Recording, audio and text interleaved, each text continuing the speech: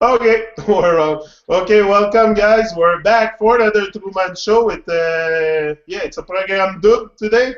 We're on twice, but this time it's with Mr. Santos Bonacci again. How are you? Great, thanks, Yannick. Yourself? Yeah, great, great as always. And girls, how are you again? Good. Welcome again to the Truman Show, everyone. Yeah. So I want to take the opportunity. It's a very, very great, good synchronization that I was sitting on my desk before and I was like, what a great synchronization.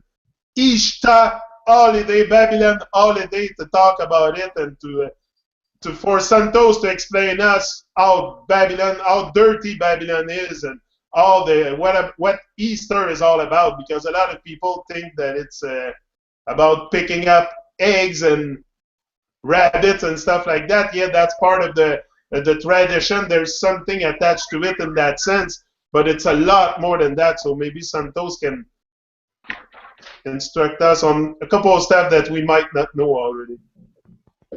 Yeah, look, it'll be my pleasure. Hi, sisters. Amar, Hello. Jen. Hello. So glad to have you back. Yeah. Yeah, thank you. I wanted to come back as soon as possible to correct some of the misspelt words and some of the points I made last week. So I'll get to that eventually, but we'll deal with Babylon, shall we? And this festival called Easter. Easter means the Eastern Star. And the Easter.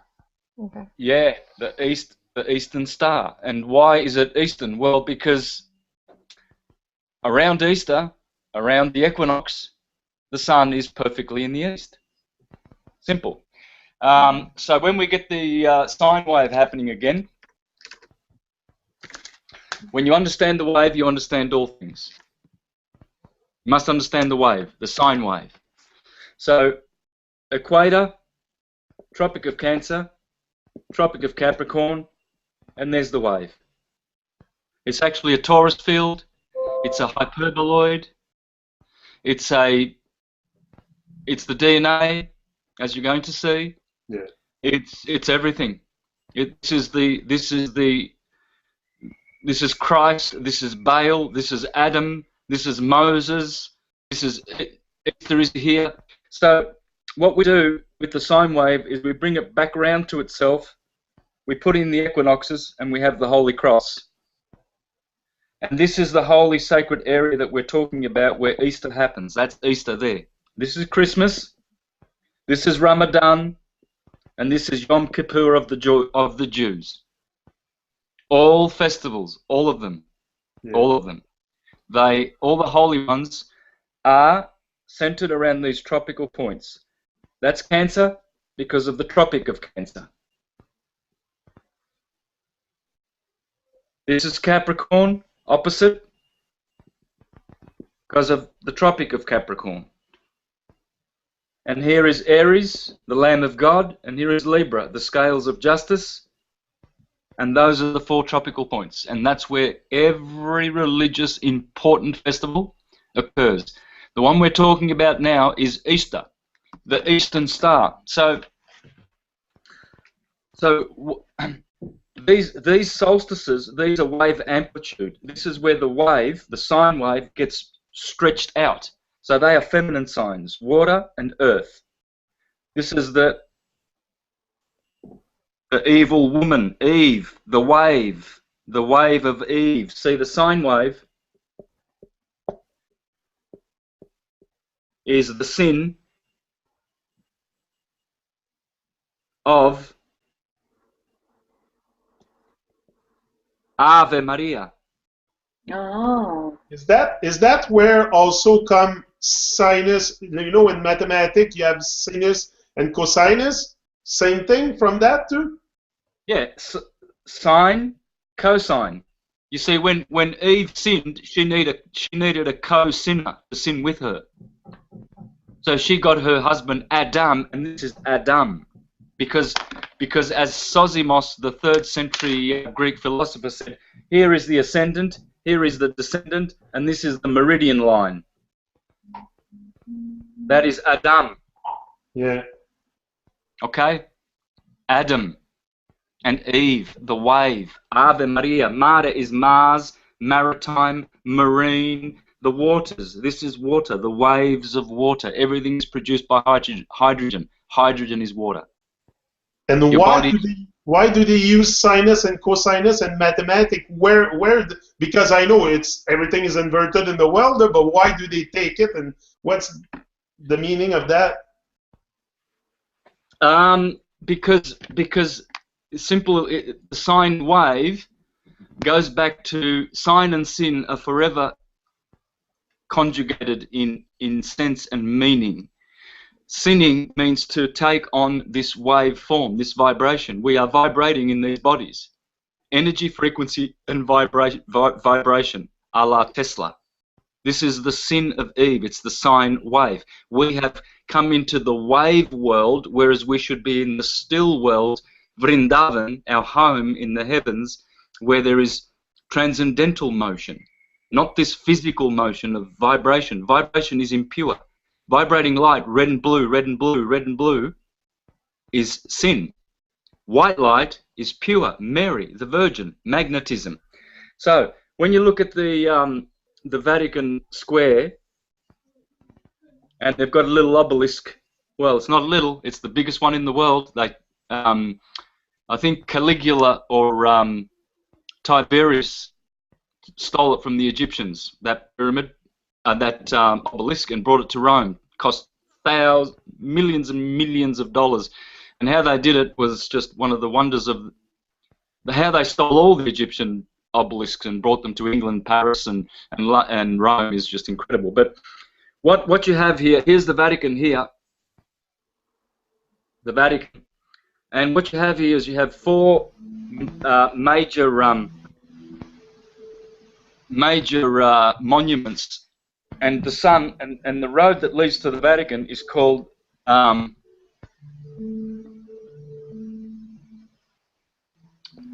remember this road. I walked down this road in 2013 and explained this. You'll see a video on YouTube with me and some Italians, and I did it in English and Italian and explained this wonderful. This is the same as the English flag, okay? The Union Jack. Yeah, I remember that in one of your videos. Okay, if you understand this, you'll understand this is Easter. This is perfectly due east. This is perfectly due west. The Vatican is lined perfectly east-west along this road. La Via della Conciliazione. Hang on a minute. La Via de Lucifer. Sheila. See, you should keep talking about that more because it's important. Yeah, I see. Yeah, let me show you this road, guys. And I ask people, please, to let me see if I can share screen. I just want to share my screen here because I'm going to be doing a bit of screen sharing today, guys. I'm sorry if I hog everything today. No, but that's okay. great. Please do it. I mean, at some point we need to come back to what you were saying about Easter and how would it happen in the Capricorn and in the, well, I couldn't understand exactly what it means. And okay, it's the star of the east, but how is it connected to Babylon also? Oh yeah, we'll get to that. Don't you worry about that, sister. Baby London. There's the connection. London is baby London, the child and first progeny of Rome. We'll get to that. Can you see my screen? Yep. That's cool. Okay, you'll see if I actually enlarge that, you will see. I think there are along the side here where my cursor is. You'll see 12 pillars. 1, 2, 3. I counted them. They all count to 24 pillars, and it leads straight through. There's the obelisk in the middle. See that obelisk? Yeah. Okay, and there are 12. Actually, there are 13 statues on the top. Jesus with his 12 apostles on the top here. There's the dome. Make a note of that. and there are 24 of these pillars, like they lead all the way down, and this road's called La Via della Conciliazione. Okay, let's go back now out of screen sharing. It sounds like conscious is in that word. Okay, tell me when you're back on me. Not yet. No. There you come. There you are. Yes, hi. All right. So what we saw, we looked down that way, and then we looked past this obelisk, and then we looked at the Vatican, and it had 12 pillars across the top here. It had 1, 2, 3, 4, 5, 6, 7, 12 statues up here, and you would have noticed here there were some monuments. I asked people to have a look at a video called Christianity Revealed. It's a 10-minute video on YouTube. Christianity Revealed, Sun Worship. And you will see this is the Union Jack. Jack is Jacob, the Sun, the Christ, the Sun, the crested one, Krishna. All things go back to the Sun. All things. You know, Adam, it's not something random that they say all road leads to Rome. Toutes les chemins mènent à Rome. My mother always said that. Yannick, toutes les chemins mènent à Rome. But I always wondered why people say that. Like, it's all in our face that we say. It's like the moonlight. We say that the moon has a light, but we argue that she has no light. Same thing for that. Yeah, brother. So what happens now is here is north, and here is south. This is east, and this is west, as I put here, west. And this is pointing to Babylon. And see, we are now about here. This was the 21st of March, and also the 23rd of September. This point is in Libra and Aries. Now, this road here is called La Via della Conciliazione. So when you say that point is in Aries, that means they constructed this according to the celestial movements. Yeah. 100%. Okay. This is the union of Jacob. Jack jump over the candlesticks. Jack be nimble, Jack be quick. Jack jump over the candlesticks. These are the two candlesticks, the two equinoxes. 21st of March, vernal equinox. 23rd of September, autumnal equinox. This is where the sun is eastern star. Easter, the eastern star. That's where you celebrate the eastern star. Here in the south, this is winter. This is the 21st of December. The sun is heading this way now because we were here on the 21st. We are now here, and the sun is going this way to that solstice. When the sun rises in the morning, when it hits that solstice, a shadow is cast on this statue here on the promenade. They've got a curved colonnade here. Colonnade. There's Egyptian, there's Corinthian pillars here, and this is curved, and there's another curved one around here, and you can walk under this colonnade. Now, conciliazione means to reconcile. Please, let's have a look at this word. Conciliazione means to conciliation. You just have to replace that word with a T, that Z, and get rid of the final E, and you've got conciliation. Everything is reconciled here. This is the road of reconciliation, to reconcile the sun, to union Jack, to bring Jacob back into union. And so, in the evening, when the sun sets, the sun now casts a shadow over here.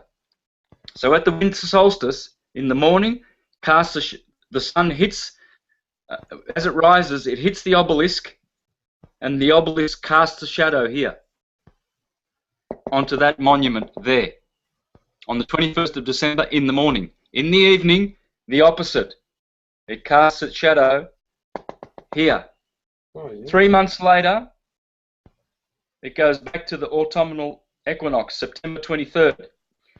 It hits the obelisk here and casts its shadow right in the middle of the Vatican. Goes right through the Vatican doors. The sunlight goes. So the whole thing, the Vatican, the whole thing has to be positioned at that proper place exactly to have all those things aligned. Like everything is calculated for sure. No?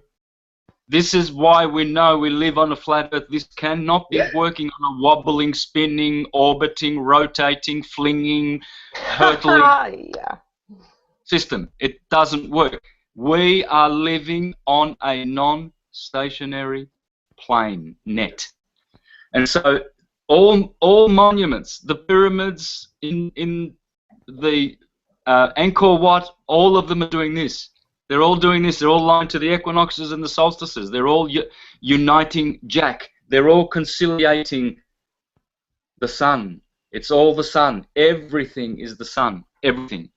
Radharani, Buddha, Adam, Moses, Abraham, Noah, they are all the sun. So and 3 months later, they are all men also. No, yes, but that's only in this current system. In Japan and Egypt, the sun was always feminine. In Japan, Amaterasu or Kamisama or Amaterasu or Mikami is feminine. It's the sun. So sometimes Krishna, the crested one. See, Christ means crested one, like the chicken. The rooster has a crest. Well, the sun has a crest. It's what the queen, she wears a crown, doesn't she? There's the queen. She has a crown on her head. That's the crest. That's the sun, the crested one, the Christ, the christened. When you get christened, you get lightened by the light of the sun. Everything is the sun, but it's also the Queen of Heavens. The sun is not just the archetypes flip and flop depending on the tradition, depending on the school, depending on the mood. It's Radharani and Krishna. Well, in most of the traditions, it's applied to the male, and all the way through, and that's why all the prophets are also male. Yeah, in this current Kali Yuga and the patriarchal patrix system, yeah, but we know that the real system is the matrix, and it's Isis. The Milky Way is Isis. We come from the Milky Way, and we know that she is the mother of God. There's no mistake why the Catholics and all the other traditions have a mother of God. Matter, matrix, material, math, numbers. She rules with her numbers and her letters. Yeah. So 3 months later. I just want to go over this real quick because I know people who are watching will say, how does that prove the Earth is flat? If it wasn't, so the actual Vatican is on a flat pavement, it's not curved, and they're saying if it was curved, if the Earth was curved, it would be curved too. The floor, is that right? No, it doesn't have anything to do with the flatness of this particular St. Peter's Square. It's like a sundial. Yeah, this could be curved, this could be flat. It's got nothing to do with that. What I'm saying is, for all these to align, and the pyramids and all the other monuments of the world, for thousands and thousands of years, they all point due north, they all point due west, east, south, perfectly aligned to the equinoxes and the solstices. Stonehenge still lines up to the Avebury, still lines up to the equinoxes and the solstices. The pyramids in the Aztecs and the Mayan kingdoms, they still line up. They have been for thousands and thousands and tens of thousands of years. Why? I see. Because nothing.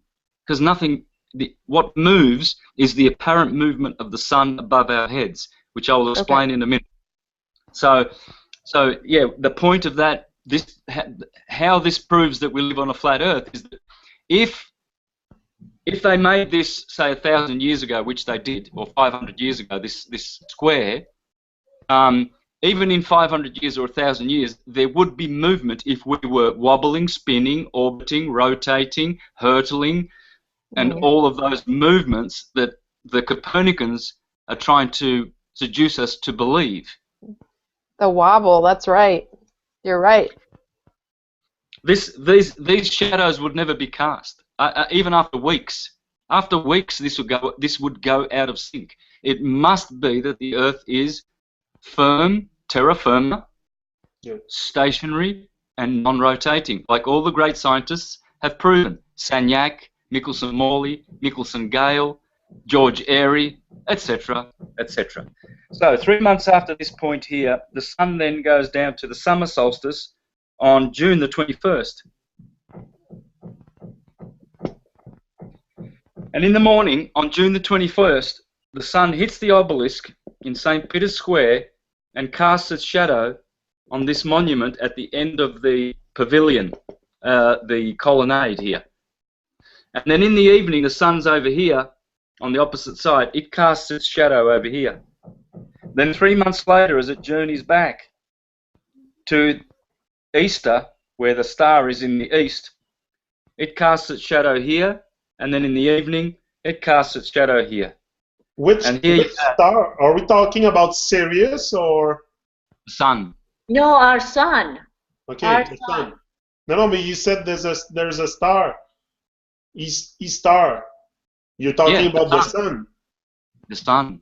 Okay. So everything. It's the sun that's doing this. It's going from March to December.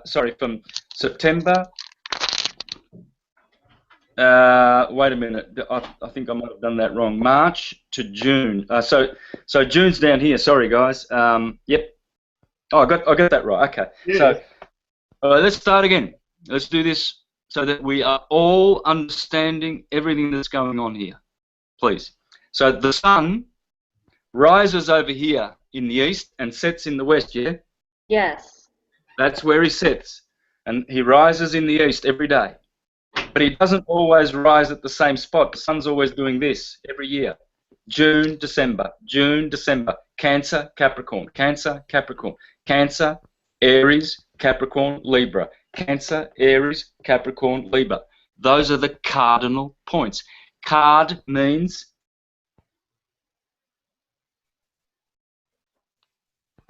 and this is why the Roman cardinals, bishop, cardinal, pastor, all of these words come from the stars. Minister, moon star, cardinal comes from the stars. The cardinal sign. Cardo is a hinge. A door opens on a hinge. These are the four portals. The four horsemen of the apocalypse. Cardiac, the heart, cardiology, everything it has to do with the heart. That's the same thing. Yes, cardo, cardiac. Yeah. So the cardinal points, so when the sun is here in Easter, he's now, sorry, I got this wrong, this arrow before. See, these are the things that when you're not paying, when you're not, see, I don't rehearse any of this. When I get on a show, I don't have any notes. I have never, ever, ever done one show in my life where I refer to notes. Never. It all comes from my heart, man. All of it. There's no script here. There's no script, but I got that wrong. In March, we're here, not here. We are going down. We are going up to June. Yeah. So you guys are starting to get hotter, and in Australia we are getting wet. We are getting colder. So when the sun is at Easter, and it's conciled on la via della riconciliazione, reconciled. Then it must go to the Tropic of Cancer, go back through Libra as it falls. This is a fall. The sun falls and it goes all the way to the December in the south. There's the south. South is this way. North is that way. Okay? Okay. And so you've got Easter, Ramadan. This is why the Muslims fast for a month, because Ramadan is all about mourning, because now the sun has to go all the way up here and it falls. The sun is now falling as it goes from north to south, from the Tropic of Cancer, it has to go to the Tropic of Capricorn, where it falls. So they fast for the sun. And then when it goes through here in Libra on the 23rd of September, the Jews mourn and fast, and they have what's called Judgment Day. Now, funny. Now, stop a minute. The 23rd of December is called Atonement Day.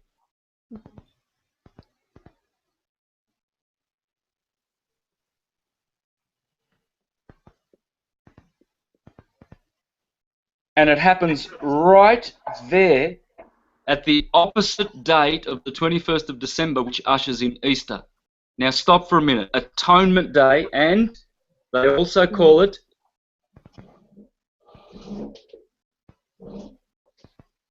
there should be an E in there, Judgment Day.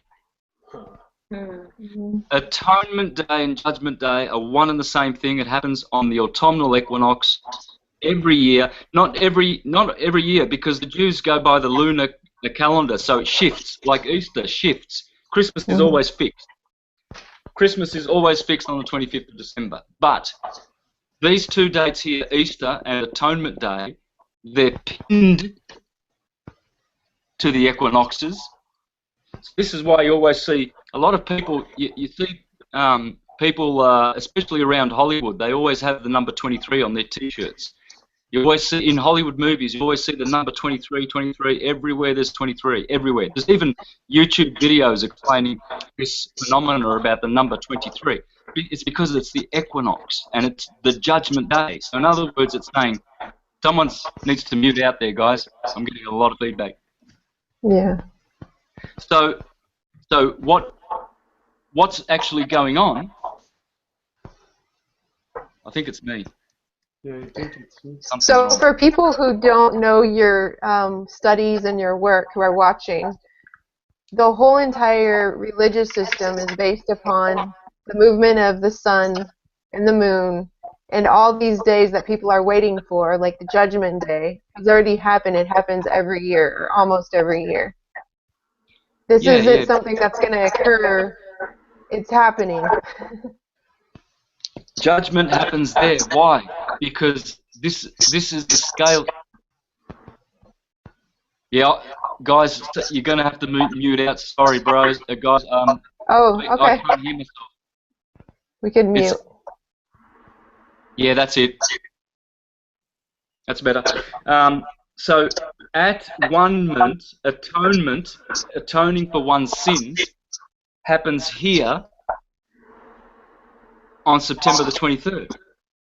Because, and so you saw that other word.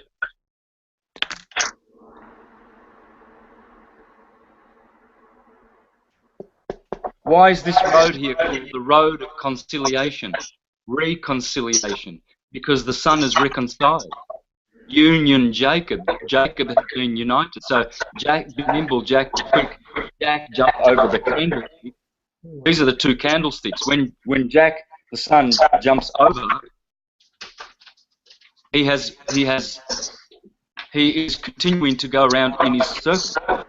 As Jesus goes on the circuit of Galilee. Jesus is the sun.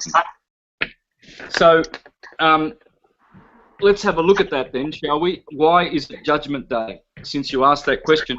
And see, East is pointing to Babylon, Yannick. That answers your question. Everything in Rome is a copy of the Babylonian system. Not that it's wrong, there's nothing wrong with it. Unenlightened people and churchgoers, they will tell you, oh, Babylon is evil and oh, there's sun worship. It wasn't sun worship.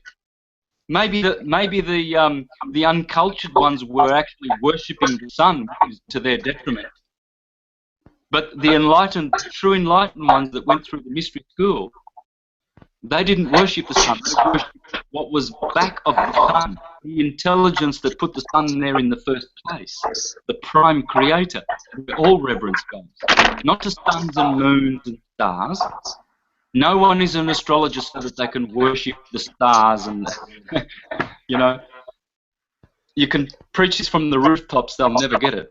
So when we go back to the wave now, equator, Tropic of Cancer, Tropic of Capricorn, and we put the wave in here,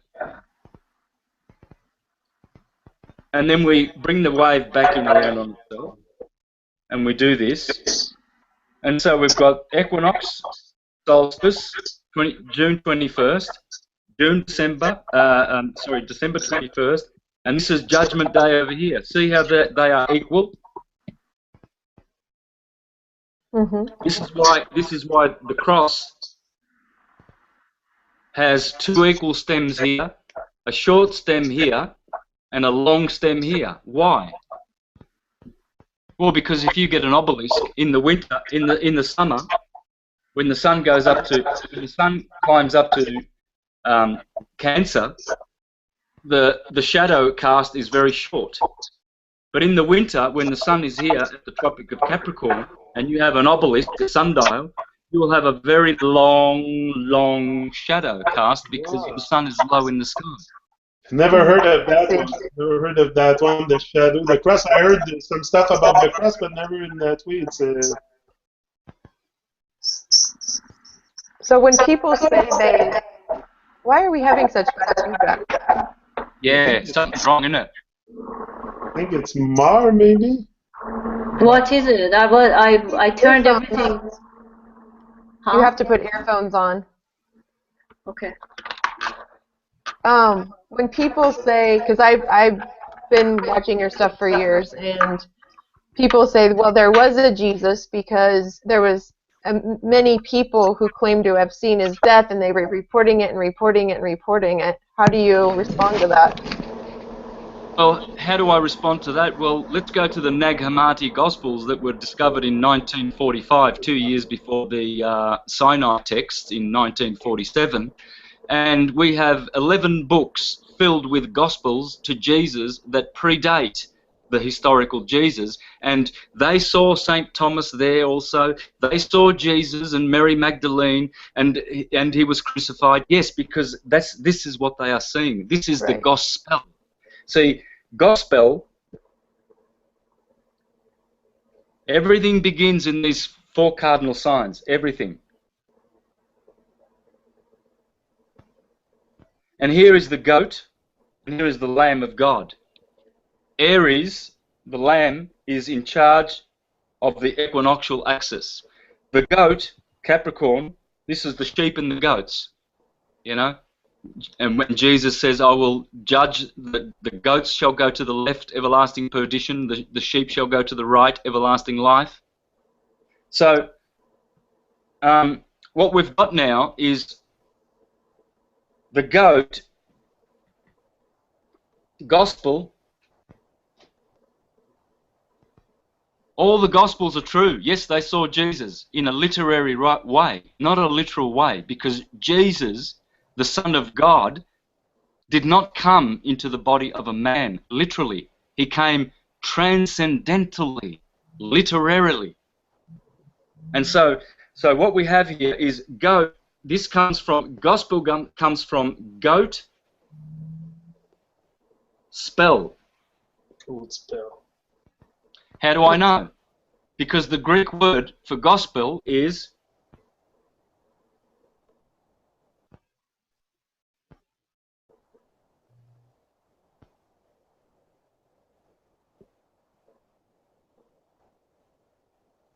tragedy. Do you know what a tragedy is?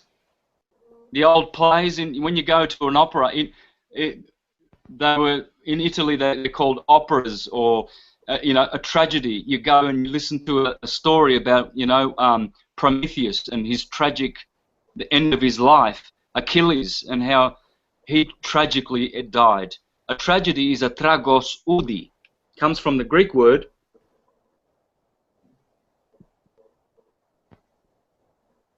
tragos, a goat, and oudi, ode. Ode to joy. An ode is a song. So a gospel, a goat spell, or a goat song, or God's spell, you can even put God there, God and goat, as many esoteric teachers have ever said, the lamb and the goat are always symbols for God. Goat is God, lamb is God. The tribe of Gad, of the 12 tribes of Israel corresponds with Aries. Gad is God. God, Gad. It's the goat. It's the lamb of God. Because these two animals control the solstices and the equinoxes. And so this circle, this spell, this circle, circle just means Kirke, Circe, the moon, or the one who enchants. Church comes from here, and El, the god El, the Cirque El. That's so why that's why we elect them. We don't select them. We elect them. Yeah, El. The elevated, elected ones. Elite. Right. El. Elite. Electricity. Set elite. Same thing. So these gospels, the Nag Hammadi gospels, they go back thousands of years. The Egyptians had gospels. The Hindus have gospels. The Mahabharata is a gospel. The Ramayana is a gospel. The Vedas are all gospels. There's 4 Vedas, yeah? 4 Vedas. You've got the Rig Veda, the Sama Veda. I forget the other 2. It's not important. There are 4 Vedas. How many gospels are there? 4. Matthew, Mark, Luke, and John. Mark, Luke, and John. Bless this couch that I lie on. It's all literary. It's all poetry. It's Shakespeare, divine Shakespeare. There is nothing at all whatsoever. I mean, I'm preaching to the converted, to you guys, but I'm also extending this to the whole world. Time to wake up. Time for wakey wakies. Now, if there was a prophet and a wise man and a healer called Jesus, well, all the esoteric teachers have ever taught that if it was a historical one, it all goes back to Apollonius of Tyana. Apollonius of Tyana was the miracle worker, and all the Romans and there were temples dedicated to him. You know, so the Jesus that we get, according to Thomas H. Burgoyne, is a mixture of Horus of Egypt, Apollonius of Tyana, and the sun. It's the sun. So Zeitgeist, the movie, was based on a lot of facts like this, right? Yeah. Look, Zeitgeist is about 1/1 billionth of my work. If you look at my work, it's Zeitgeist on steroids. True, that is true. I have to watch stuff over and over. Zeitgeist once, and then leave it, and then move on to Syncretism and astrotheology and my work on the ecliptic, because no one else has ever done it. I don't know why. They missed the boat. I didn't. I don't miss the boat. I'm always hopping on the boat. Well, we're very happy to be on the boat with you. I'm so happy. If they're waiting for Christ to return, they're also waiting for the Antichrist. So who's the Antichrist in the stars and planets? And why are they waiting for an Antichrist? Well, because it's in the Bible. Antediluvian means before. So the before Christ. Who's the before Christ? Well, I'll tell you who the before Christ is. The Antichrist is all of those corporate corpse organizations that call themselves Christians. They are the Antichrist because they come before the real Christ. When the real Christ comes, then the Antichrist must be destroyed because it is before Christ. It doesn't mean it's against Christ. Well, it is against Christ too. Anti can also means against. But most of your churchgoers are led to believe that it's some demonic entity. Well, it is, but they're seeing it literally because they're not understanding that Antichrist means before. And so when that one comes before in place of Christ, which is the Catholic Church and all of its infrastructure and all the Protestant churches, then we will know when the Christ comes. We won't see him in the clouds because even the scriptures, the Gospels say, do not be looking here. He will not come with striking observableness. He will come with his parousia, his presence, which means the consciousness will descend upon mankind, and we won't have to ask, hey, is that Christ that's just come, or is that him over there, or is it that bloke over there, that guru who says he's Christ, or hang on, there's another guy over there and he says he's Christ, and David Icke said he was Jesus once, and another guy over there. You won't be asking these questions. When the Christ comes, the Christ comes. Mm-hmm. And this Antichrist will be obliterated. Right. And then when it talks in the Bible of Christ coming in the clouds and the people be taken away, I mean, that's all very taken literally. And that's the one thing I don't understand how to explain in a non-literal way.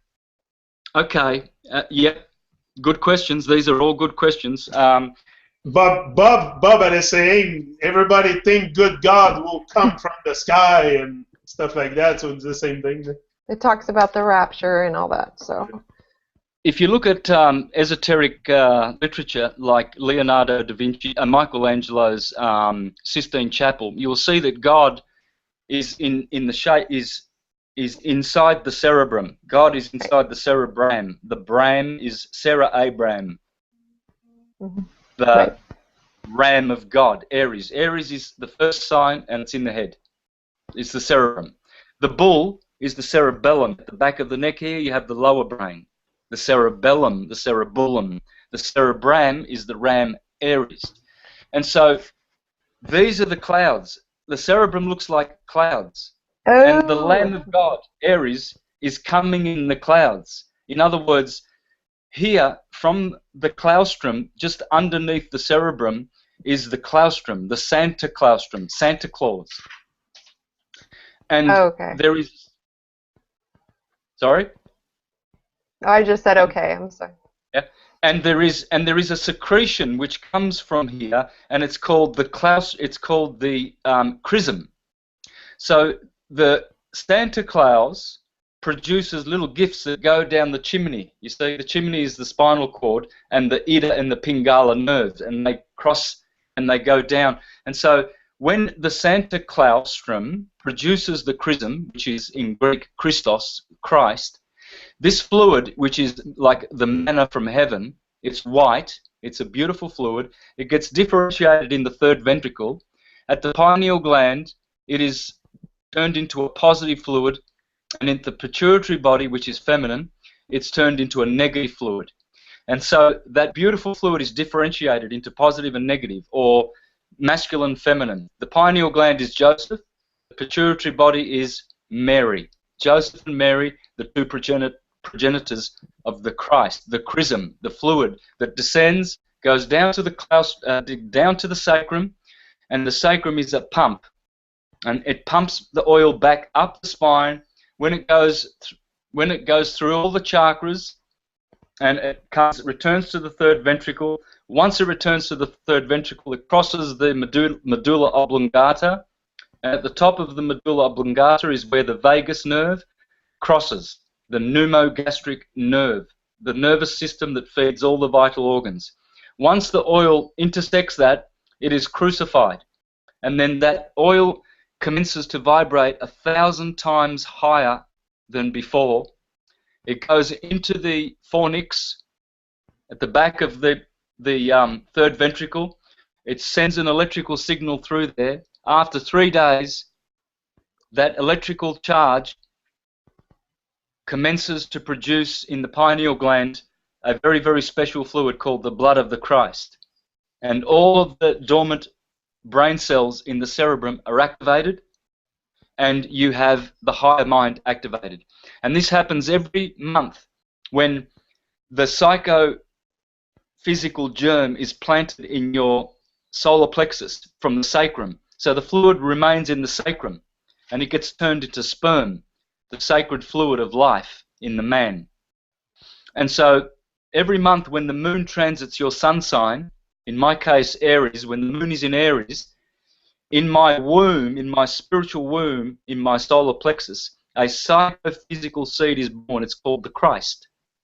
And you get 13 of these every year. Every year, 13 Christs are birthed in your womb. Whether you're a man or a woman, you have this spiritual womb in your solar plexus.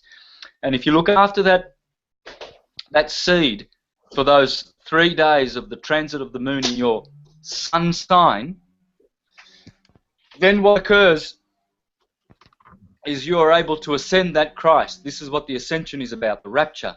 You are ascending the Christ through the chakras, and you're allowing the Kundalini energy to elevate that Christ. And once it goes through the throat here, the throat chakra, it enters into heaven. This is the dome of heaven, the dominus, the dome where we rule from.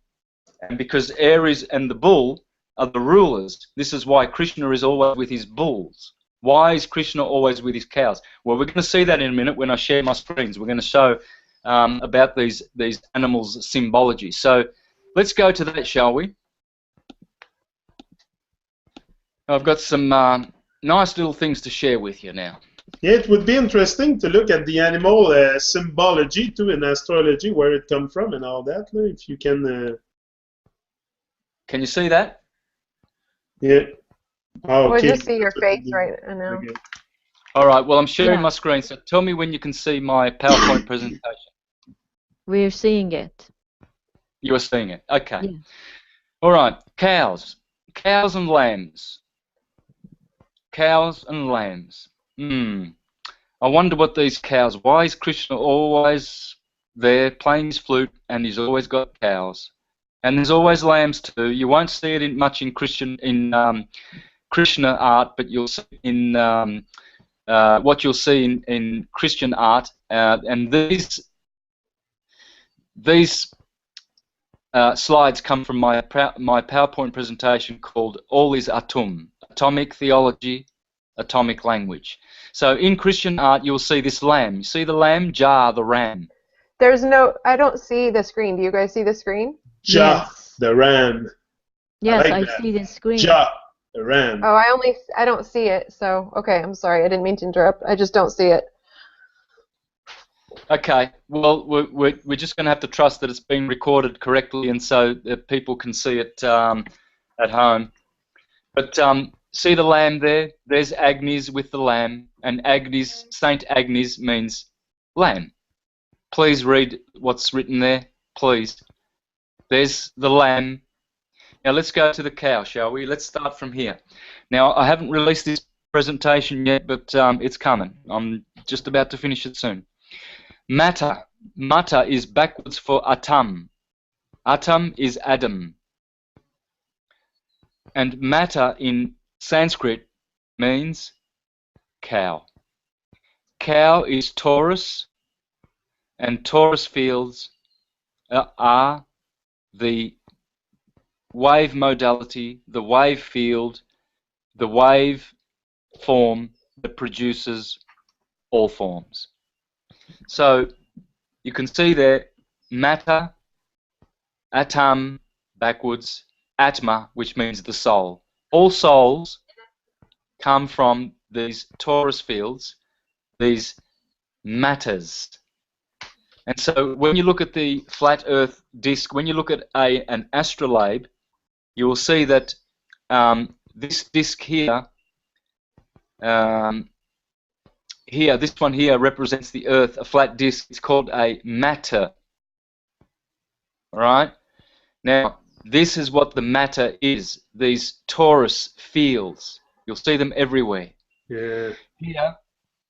Here you see a two-dimensional torus field called a hypotrochoid.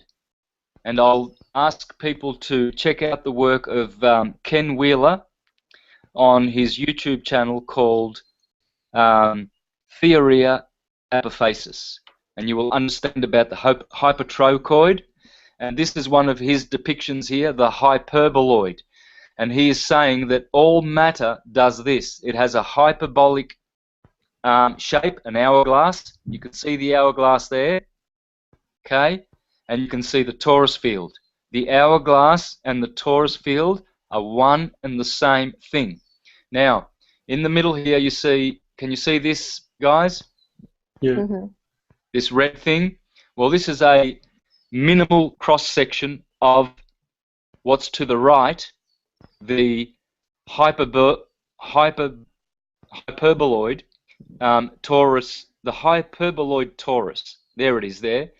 And you'll see it looks like a tornado, it looks like a funnel, looks like an hourglass with a field around it, like a donut. And so this is Stan Tenon's hand. You can put your hand in this, you put your thumb in the middle here, in the middle of this axis here, Yeah. and then your four fingers are wrapped around this part here. And this is everything that is going on. If you have a look at this apple here, have a look at this apple. Can you see where this hand fits in the apple? Yeah. Yep. Okay, now can you see them in the middle of the apple? There is a disc. This is the flat Earth. This is what we are living in, guys. We are living in an apple. The dome is an apple. Apollo is the god of the apple. The apple is the hyperboloid Taurus. Here is Frank Chester's work and the Chesterhedron. It's the shape of a bell. The bell is Baal, Belus, the god Bel. That's why you always have bells in church, because that's where you go to worship Baal, the sun.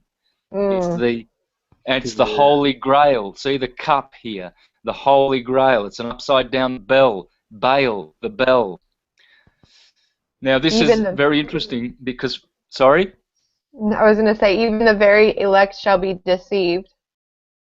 Exactly, and they're getting deceived by literalisms and false prophets. Well, I have to ask one thing, because someone that was talking to me yesterday that is an expert, according to himself, about these things, was talking about the torus fields and telling me that there is no way we can be living on a flat earth because everything has a torus field, and because of that, earth has to be a circle, not a circle, what do you call it, a ball, and for the energies to go from the top to the bottom, like the picture on the right that you have here. That's the only way, and that's why Antarctic, there is an Arctic treaty, and also the North Pole, they won't let you go because you go into the torus field from there, and that is a complete indication that we live on a ball. That's what he said. Yes. Okay, well, we're going to fix that right now, right here Please, and now. So, thank you. no fear. We'll fix these materialists. Their minds are material, and it's very, very sad. Can you see these? This bull here, Apis? Yes. Yes. Okay. This is the same as Serapis, the Egyptian sun god. The bull is always considered to be the sun god because the sun is inside the torus field of the apple of Apollo.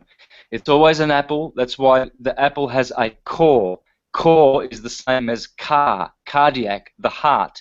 In the heart of an apple, in the heart of the man, here you'll see a core, a heart. And the heart is in the center of the torus field. And it's the same with the earth. You see, the apple, that's just another word for Apollo. The apple that Eve ate was the material apple of the torus field. And arbor, it's the same word, a tree. See, when we go back to this picture here, Stan Tenon himself, a Jewish scholar, says that this part of the hand, this is the tree of life in the center of the Garden of Eden. This is Mount Meru. This part of the apple is the core. The North Pole is the core of the apple, and the disc is in the center of it. It is exactly the place where we live. This is Yggdrasil, the tree of the Nordics, the tree of the Druids, Yggdrasil. In the center, Mount Meru, and this is where the sun is centered from this core. And so you see the bell in the churches. There's always a bell because the bell shape, as Frank Chester discovered with his Chesterhedron, is in the heart, and it is the Chesterhedron, the sixth polyhedra, and it turns out here is Molech or Baal or Bel, and it's in the shape of a bell, and it has a bull's head. So Bel and bull and Baal and El. Here is El with a bell on his head. Here's another one with the same torus-shaped toroidal hyperboloid head in gold because of the sunlight. Here again we have a Taurus, a bull. So you've got Taurus, Apis, Apollo, and bull, Baal. Here is the dome, which is the apple. And inside the dome, this is how it works, guys. Dominus. Who is Dominus? It's Jesus, the Lord. Dominus. Domenica. Domenica is the Italian word for Sunday. Sun. Can you see the halo, the sun around Dominus's head? Jesus. Can you see the same halo around the head of Apollo? Can you see here the halo, the sun god? Can you see the apple of Apollo? It's the Taurus field. You see he's playing a harp because he's the god of music. This is the music of the spheres, of Plato. And here he is again being drawn by horses, Horuses. Horus is the sun, the four horsemen of the apocalypse. The sun is turned around gyroscopically around Mount Meru, clockwise, hence all clocks go clockwise because so does the sun. So does the sun. And so here we see the apple of Apollo that we live in. Here we see the Thunderdome. So, who is Santos, yep. Is it why they make us spin backward? In their stupid stuff, they make the Earth spin backward because everything is going clockwise, but just to confuse us more, they put the spin backward.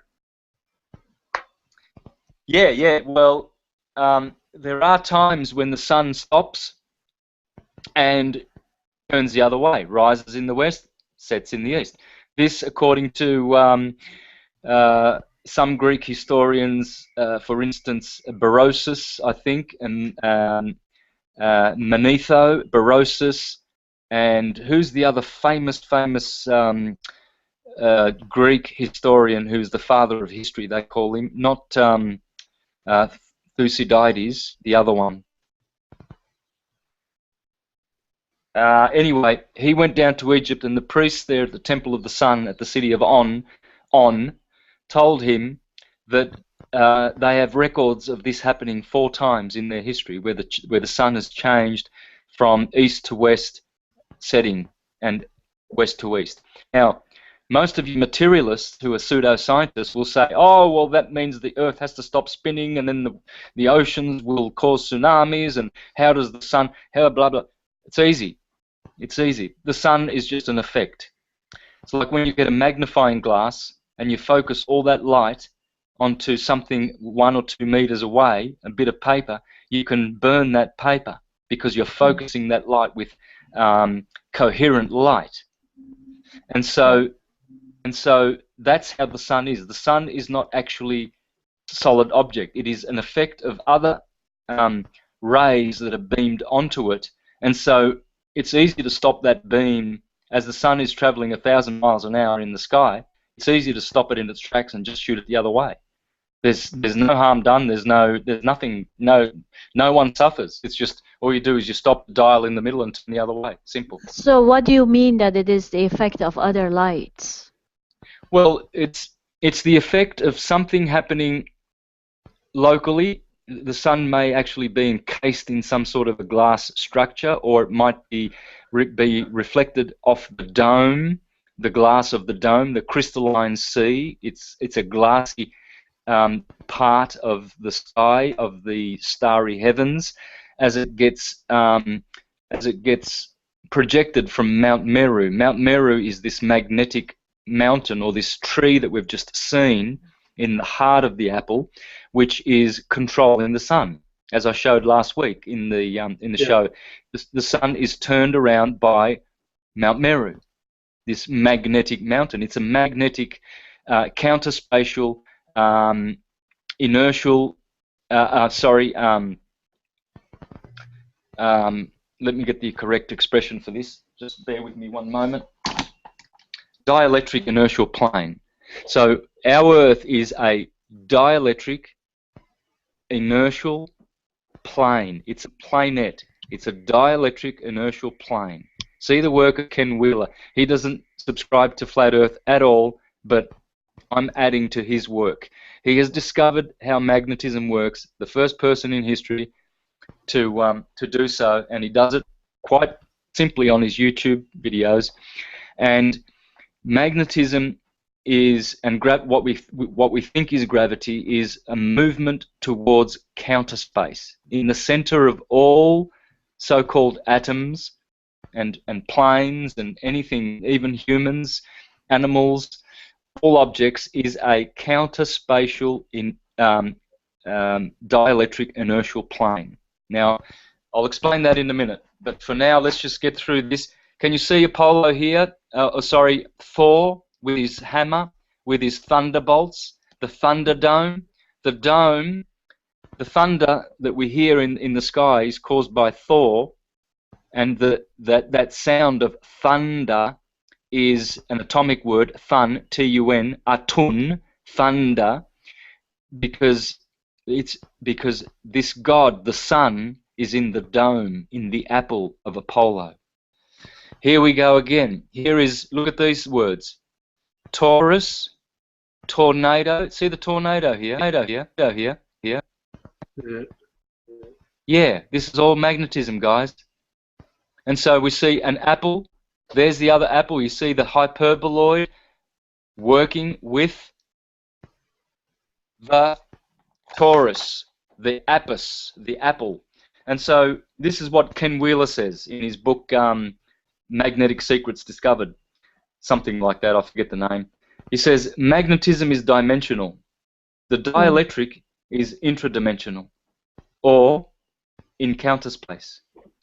And only when these two ether fields move against each other, then there is electrification, which is the ether in a modality of dynamic polarization. Simple.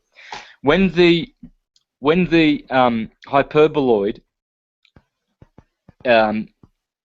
is interacting with the dielectric inertial plane, which is basically, you've got two fields working against each other here. What you can see here is you can see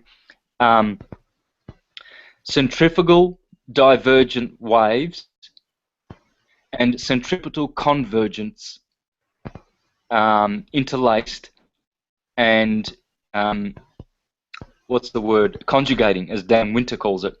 They are conjugating waves. So you've got centrifugal divergent waves and you've got centripetal convergent waves. And this is how everything is. Everything is torus. Everything's toruses, guys. And our system is no different. See here, this is the true system here. This picture explains everything. Here is the plane we live in. It looks like all of the galaxies that we see. They are apples. They are bubbles. They are eggs, golden eggs. And the gold comes from the sun in the center of each of these. And there are billions of these universes and apples. And you can see the tornado going down the center of this apple. Can you see that? Yeah. Well, that's isn't that what the concave earthers believe, that there's such a thing? Well, yes, because what's concave is below. What is above is the same as what is below. So that tree extends downward to the 7 subterranean planets. Oh, that's Have a look awesome. at these words.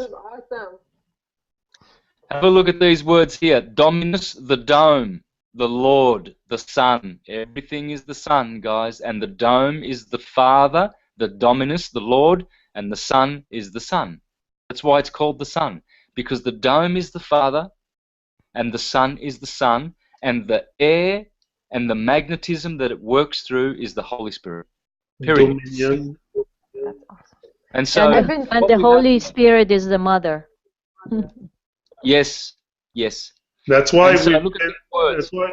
that's why Santos, we've been given dominion over all things, and we're not using our consciousness properly, but dominion, same thing from there. Exactly, brother. Exactly. Taurus, torso. We already saw torso back here. Look at that. There's the torso in the Taurus field. Why do they call it a torso?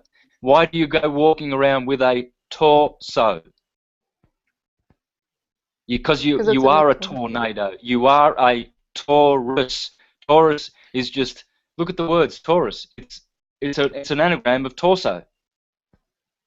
That's why they call it our torse, too. Le torse, en français, ça s'appelle le torse. This region, I don't know what it is in English. I think it's the same thing, torse. But... Yeah, it's Yeah, torso torso. or thoracic spine. Yeah. Okay. Torah, tornado, torch, tort, torque, torpedo, torrent, torrid, torture, torment, torpid, torsion, torneo in Spanish is like a tour. Torneo, torch, turret, turn, turmoil, turbine, tour, tor as in T-O-R-R, terror. There you go. Look at the earth. Guys, have a look at this word, please. Stop here. Yep. Terror. Terra. Please understand what's going on here. Terror is Torah. It's Taurus. It's an apple. There's no mistake about this, guys. We have the true cosmology. We've got it down pat. Right here, right now. Terrible, terrific, terror. Why are all these scary words related to the Taurus? Because it's terrible. It's terrific what the Taurus can do. It's terrible. It is torment because the Taurus takes us from the world of peace and unity with our Creator, Krishna, and brings us into the world of Brahma, of demons and demigods and hell and purgatory and paradise and torment, etc., etc. And then finally, here we have, this is the key to the whole thing. If you stop here, you'll get it. Dan is Adan. Another way of, that's the Japanese way of saying Adam. And in Japanese, man is Dan, D-A-N, DNA. Dansei. In Japanese, if you want to point to a man and say the word man, you say Dansei, Dansei. Stop there and think about that one, guys. Everywhere in the world, a man is Dan, a damned one, a demon, a Adam, demigod, Adam. And we have, and so we see here the dome, same letters, M and N are interchangeable, so a dome is the same as saying DNA, and DNA is actually, well, let me find that, I've got so much stuff here. Just wait till I release this. Once I release this, it'll be all over for the materialists, guys. They'll have nowhere to run. Nowhere. I've been saying on my videos that they're hiding a metaphysical universe. A what? I've been saying they're hiding a metaphysical universe. Yeah, they are. Here we go. Have a look at Dan. Dan is another atomic word. Dan, D-A-N. You've got 4 versions of it here. You can spell it 4 ways. D-A-N, DNA, and NAD. Now, please study this this here, and you will understand all things. All things.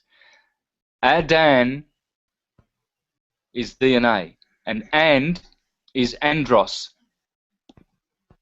See, andros, Andrew. What does Andrew mean? Manly. Manly.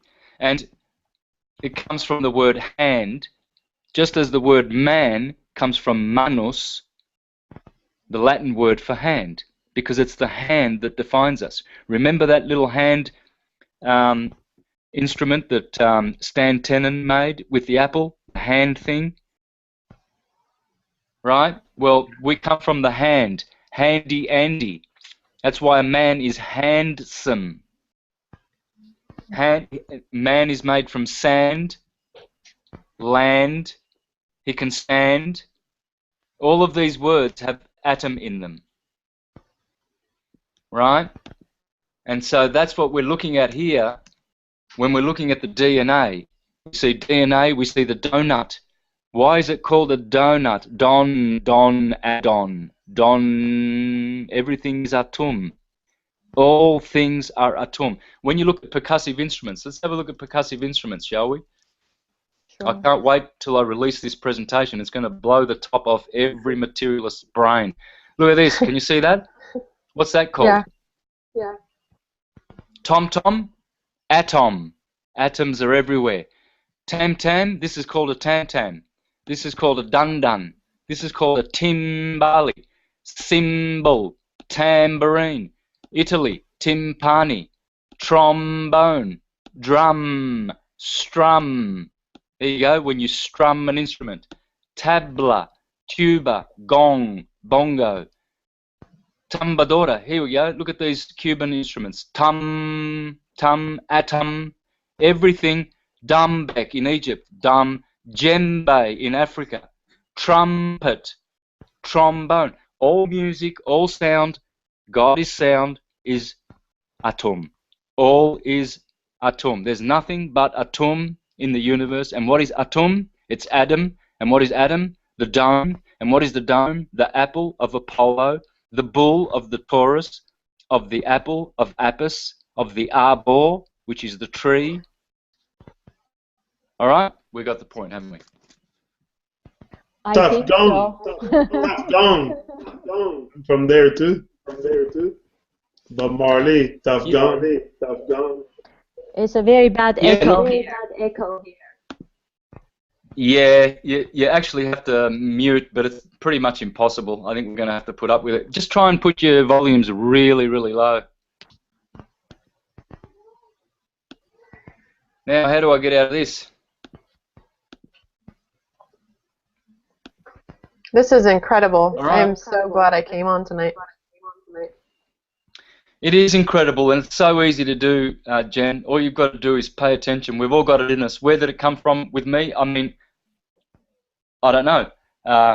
Past lives, who knows? I don't care to inquire. All I know is that I know it, and it's syncretism, and it is our true science. There is only syncretism. Going back to Babylon, brother, I want to explain something else here, which is very, very important, because Babylon is the key here, Baby London. And Baby London rules us with admiralty law, yeah? Admiralty. Admiralty means water. Adam means water. Adam and Eve, the wave. We already saw that. We don't need to doubt our thinking process, because it's all atomic. Everything is atum, as the Egyptians said. All is atum. When I release this presentation, it will be called All is Atum. So I can reverberate the words of the Egyptians for hundreds of thousands of years that they've been saying this. All is atum. There's nothing that is not atum. And so, and this presentation will prove it. Don't doubt. There will never be any more doubt. All right, let's have a look at some of these words about Babylon, shall we? Yeah. You see, admiralty law, where does it come from? Well, it comes from Venice. Oh yeah, Rome and the Venetians. The Venetians are the Phoenicians. The Phoenicians are the Canaanites. And this is the word we need to focus on. We've been warned against having dealings with the Canaanites. Be careful when you go into the land that I shall send you, that you do not worship the gods of the Canaanites. Well, this root is from Cain, and from Canaan, the son of Noah, son of Adam. Remember, Cain killed Abel. Canine comes from that too. Exactly. Because in Latin, Cannabis. cannabis, we'll get there. Yeah, you're right on the money. Cain is dog, and when you put an R in there, C-A-R-N-E, you get flesh. They are the fleshly ones. The carne, dog, carne, flesh. This is where you get words like chili con carne. Right? Well, that means with flesh. That's something you're cooking that has flesh in it. Carnival. Well, Carnivore. yep, cannibal. Cain and Abel. And it's all in the vocabulary. It's terrible. It's all in. Cain and Abel. See, if you can and you are able, this is what cannibal means. Cannibal means one who eats their own flesh, right? Well, where does it come from? Well, the word cannibal means the priest of Baal, because Can is in Jewish. You've got Cohen, which means priest class. You've got in Latin con artist, con, can, Vatican. What? That can is the same as that can. Vatican means the priest of the serpent, or the serpent diviner, priest, priest of Baal, cannibal, cannabis. See the word abyss? That comes from Apis, the bull. Now, why am I doing all this? Why am I going round and round in circles? What you said before, what did you say? Carnivore? Who said that? Carnivore. Yeah. Carne. Carnival. What do you do at a carnival? You eat a lot of flesh. Carne. To Baal. Festival. A feast where you eat a lot, like a breakfast. When you have a breakfast, the opposite of fasting is feasting. So a festival is where you eat a lot of flesh to Baal, just like a good little cannibal. You see, this is why we are told. This is why we are told, don't go following the Canaanites, because they are fleshly. Now, does that mean that Baal is a bad word? Well, what's this word here? Do you know the name of Christopher Columbus? That's his real name. Cristobal. Christ and Baal, it's the same thing. You look at pictures of Baal and you look at pictures of Christ, it's exactly the same thing. So what have Christ and Belial got to do with each other, as the scripture says? What fellowship does Christ have with Baal? Well, it's the same thing. Cristobal Colon. Christ and Baal. And so this Baal thing, there's nothing wrong with this, but it's the carne, the flesh, and the dog. See, the dog and the flesh, dogs eat flesh, right? Yeah. So a carne will eat carne. A canine will eat carne. Carne. And so this is why in the land of Canaan, where they are eating flesh, we've been warned not to eat flesh. Have a look at all these so-called Christian churches. They're all flesh eaters. The Muslims, they're all flesh eaters. This is totally an aberration. It's disgusting. It's demon worship. It's the filthiest, evil, putrefying, disgusting practice that any human can ever practice. To murder a sentient being and put their putrefying corpse, albeit cooked with seasoning and salts and peppers and whatever into their intestines, to pollute their blood with the blood of the Canaanites. This is why we have to watch out for this.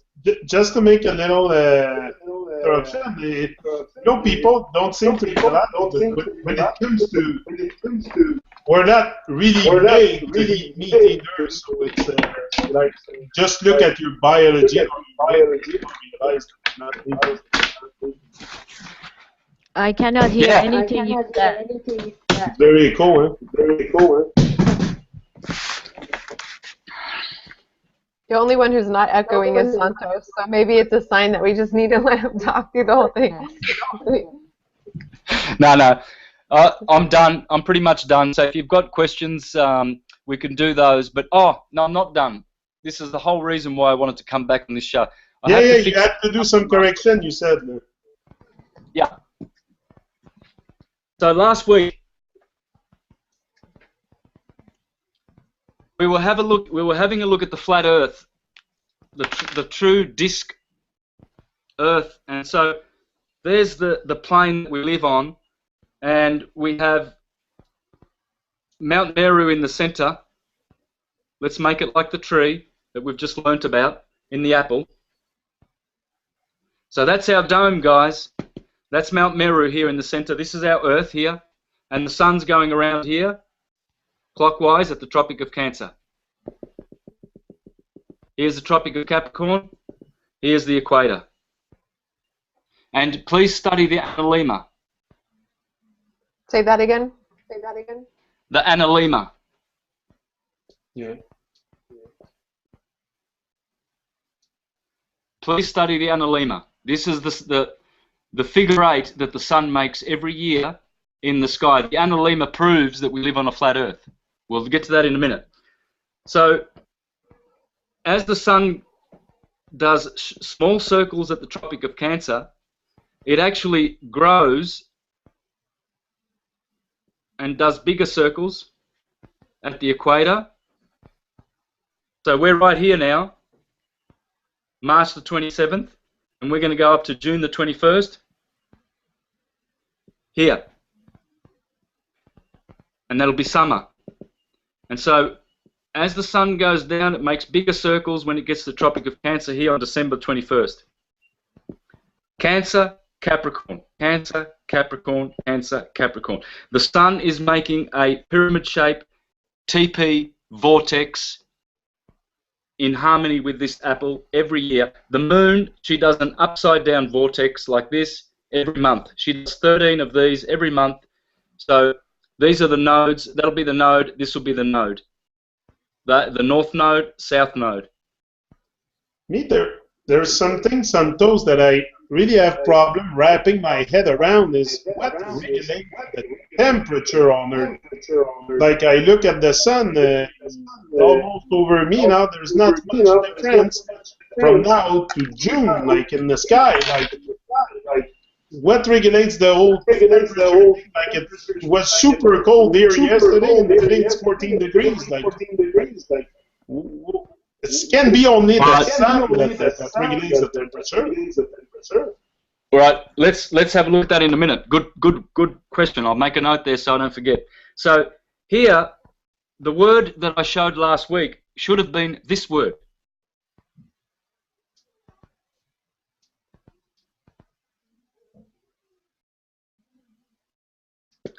I wrote it like this. Aphelion. I wrote it with an M. Apohelium. It's not, it's apohelion. Helion is the sun. Helium is also an element from the sun, but that's wrong. So last week, I hope I didn't confuse too many people, but when you look at this word, and then this line here is perihelion.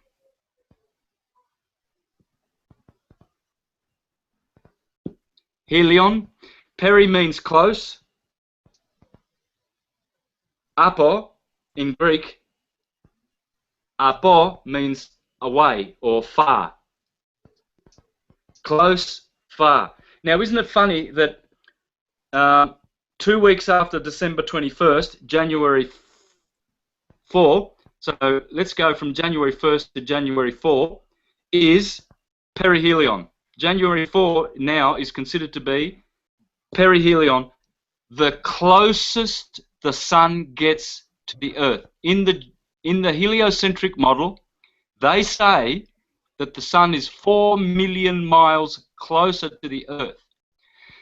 And then here it is 4 million, aphelion, it is 4 million, around about 4, between 3 and 5 million miles further away from the Earth.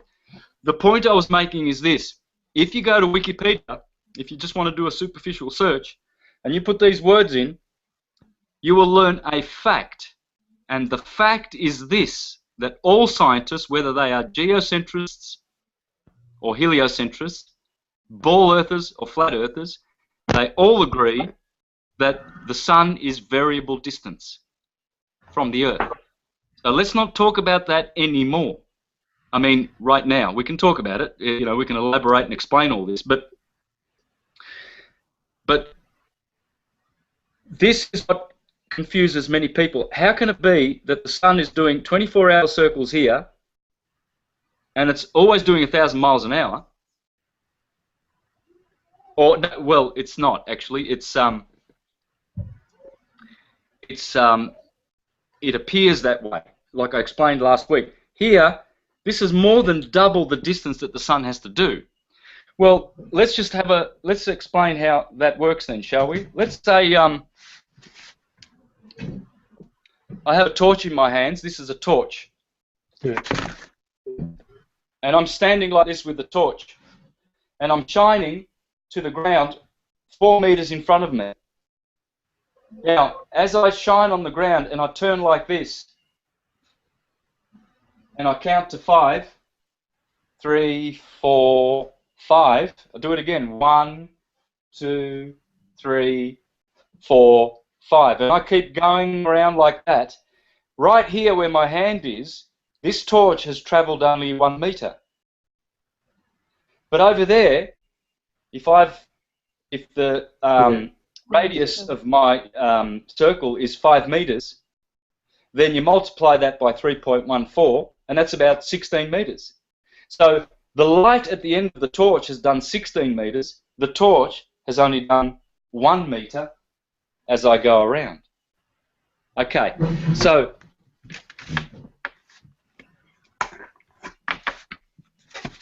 the sun is actually driven by this magnetic mountain here. This is the dielectric inertial plane. The Earth is the dielectric inertial plane. Dielectricity means opposed to electricity. It is dielectric, opposite, dia. And so that's why you dial your telephone? Yeah, so if the sun is, say, here, going around, this here turns around,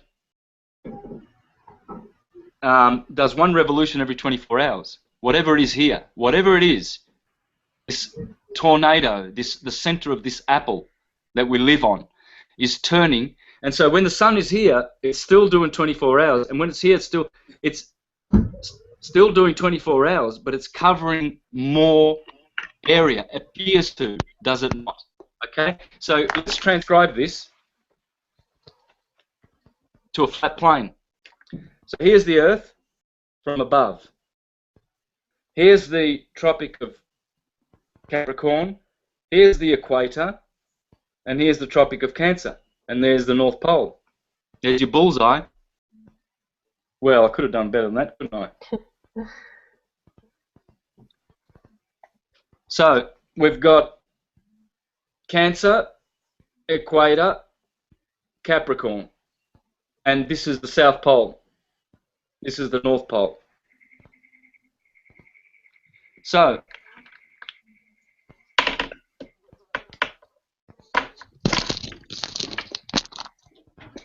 and I hope you pull up images of the analemma, because the analemma is pretty much doing this.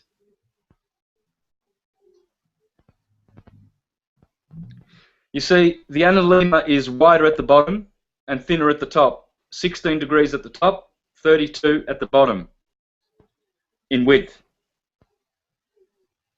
16 degrees of latitude, longitude. See, these are longitudinal lines here.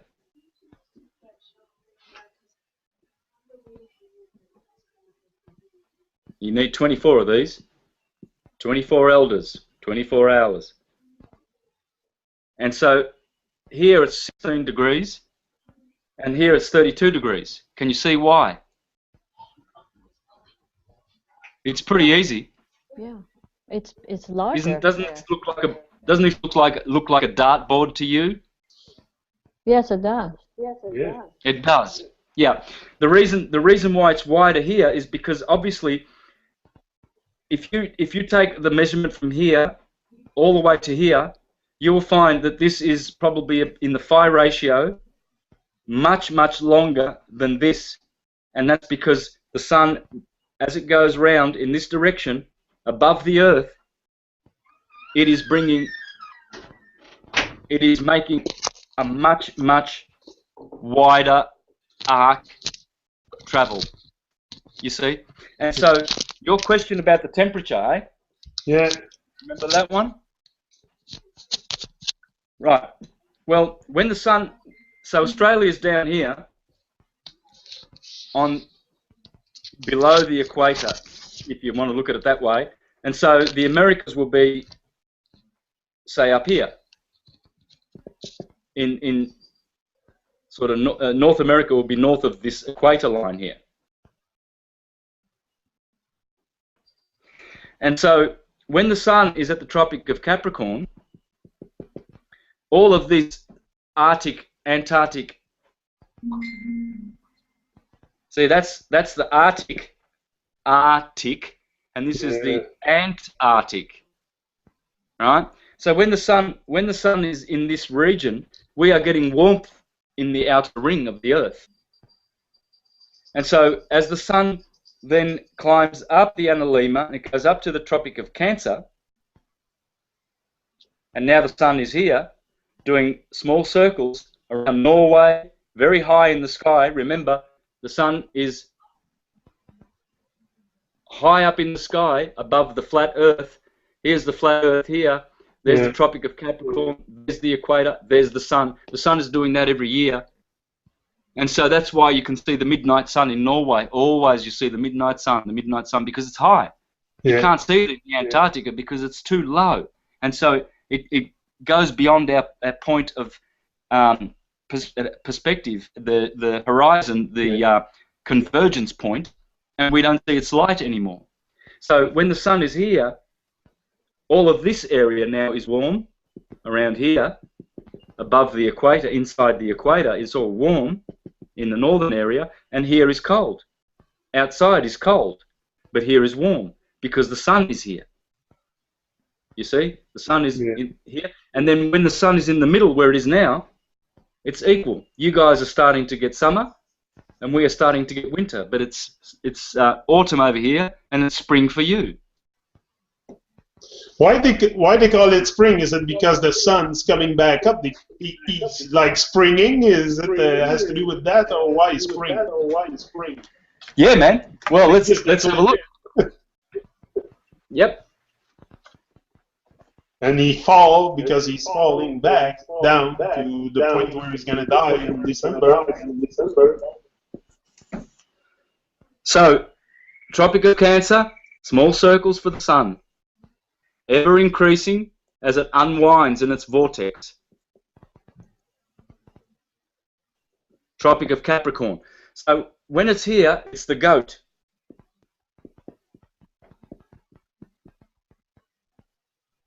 Can you see why?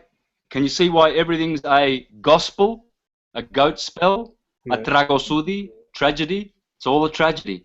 Everything is a tragedy. Your life's a tragedy. You live for 50, 60, 70, 80 years, then you die tragically. So you had a bit of a tragic tragedy. Experience. Okay? And then here is Aries, the start of spring. Now, can you see a spring there? You can see a spring. Yeah. You can see a spring. The sun is in a spring. It's in a compression spring, and it goes up like this, and the moon does this. Every month she does an upside down pyramid. She goes up for 2 weeks, down for 2 weeks, up for 2 weeks, and when it's up, it's full moon. When it's down, it's new moon because it's in front of the sun. And what about the phases of the moon? I was going to ask that It's too. our own light. I always thought, in my head, it's our own light doing that. But what about when she becomes red and stuff like that? Is it her sparking the energy back to it? Like, is it an old sun? how can you talk about the moon? We can. The echo's really bad when you're talking. You have to put a headphone on, Yannick. We can't hear anything you say.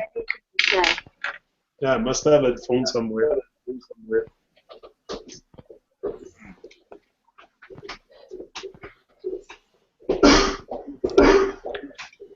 So,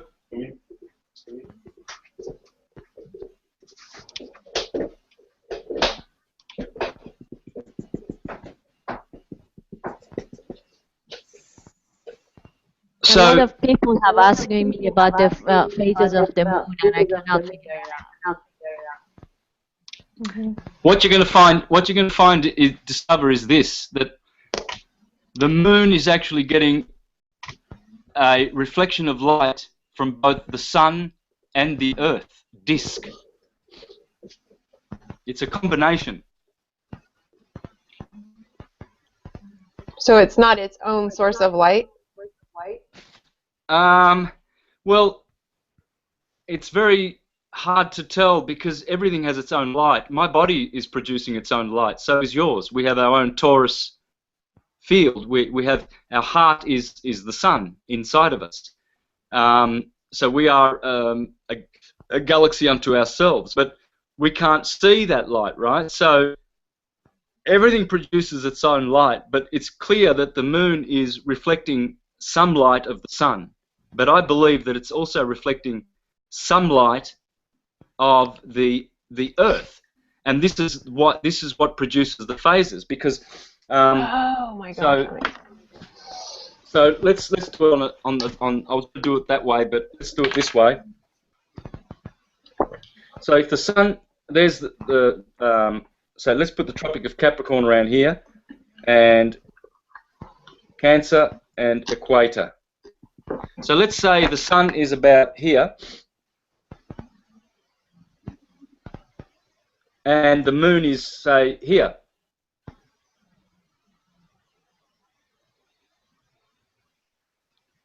So over here should be full, and over here should be quarter.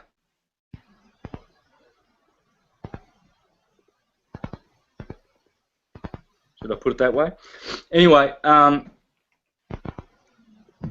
so because the sun is a spotlight, the sun is not illuminating the whole Earth. It's a spotlight. So when the moon is, say, conjunct the sun, we don't see the moon until she escapes that spotlight of the sun. And when she escapes the spotlight of the sun, then we see a crescent.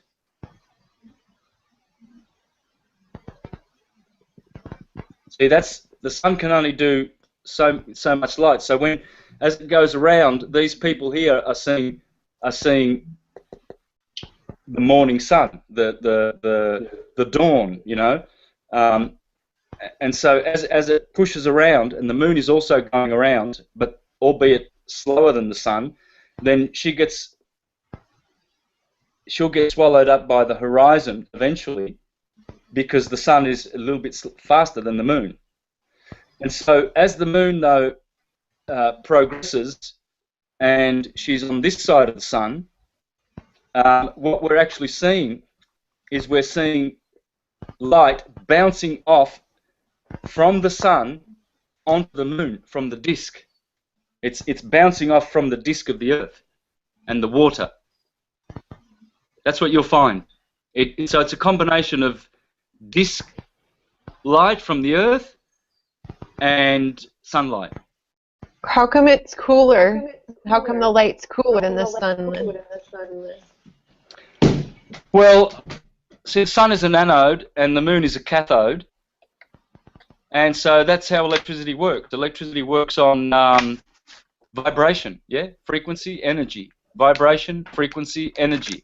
So hot and cold are two polarities of vibration, and so they are doing, they're doing the anode-cathode work in the sky as they go around, and so her light is is cooling light, and the sun's light is heating light. It's just an effect in the atmosphere, really.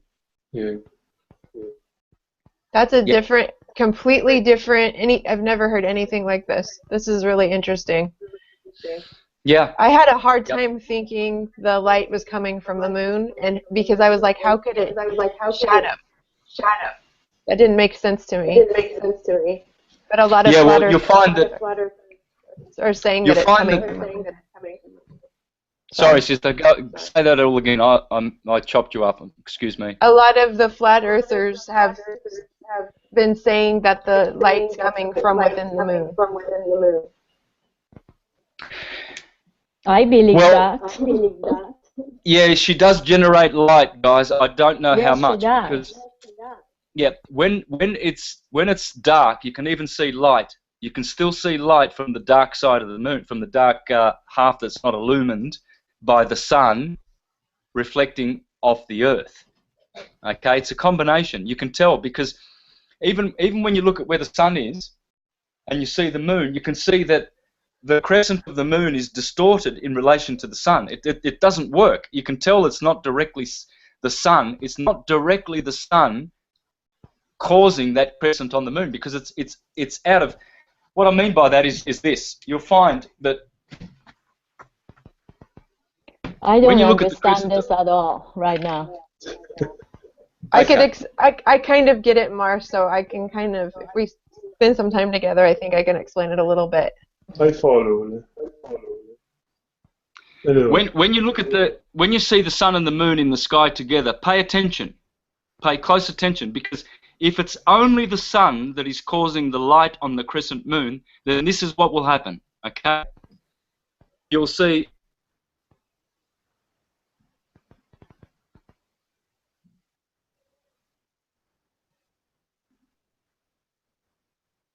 You'll see that should be perfectly in line with the sun, that crescent. But it's not like that. It never is. Sometimes you see the moon like this. That's exactly what I was going to tell you. The shape of the crescent is not always the same. And so what is lighting up here? Exactly. Yeah. What is So it? it's bouncing off. The moon is never, ever lined up perfectly with the sun. There is always something coming from underneath to light it up from underneath. Always, always, always. I've never seen the moon lined up with the sun. I look at the sun, and I look at the moon at quarter moon, and I'm thinking they're not lined up together, man. They're not talking to each other. Yeah. Okay. So and so the moon doesn't have the light of the sun. well, it does. It is the sun causing the light, but it's reflecting off somewhere else and contributing to light it up from two areas. It must be from two areas. Could be more. Could be more. I don't know.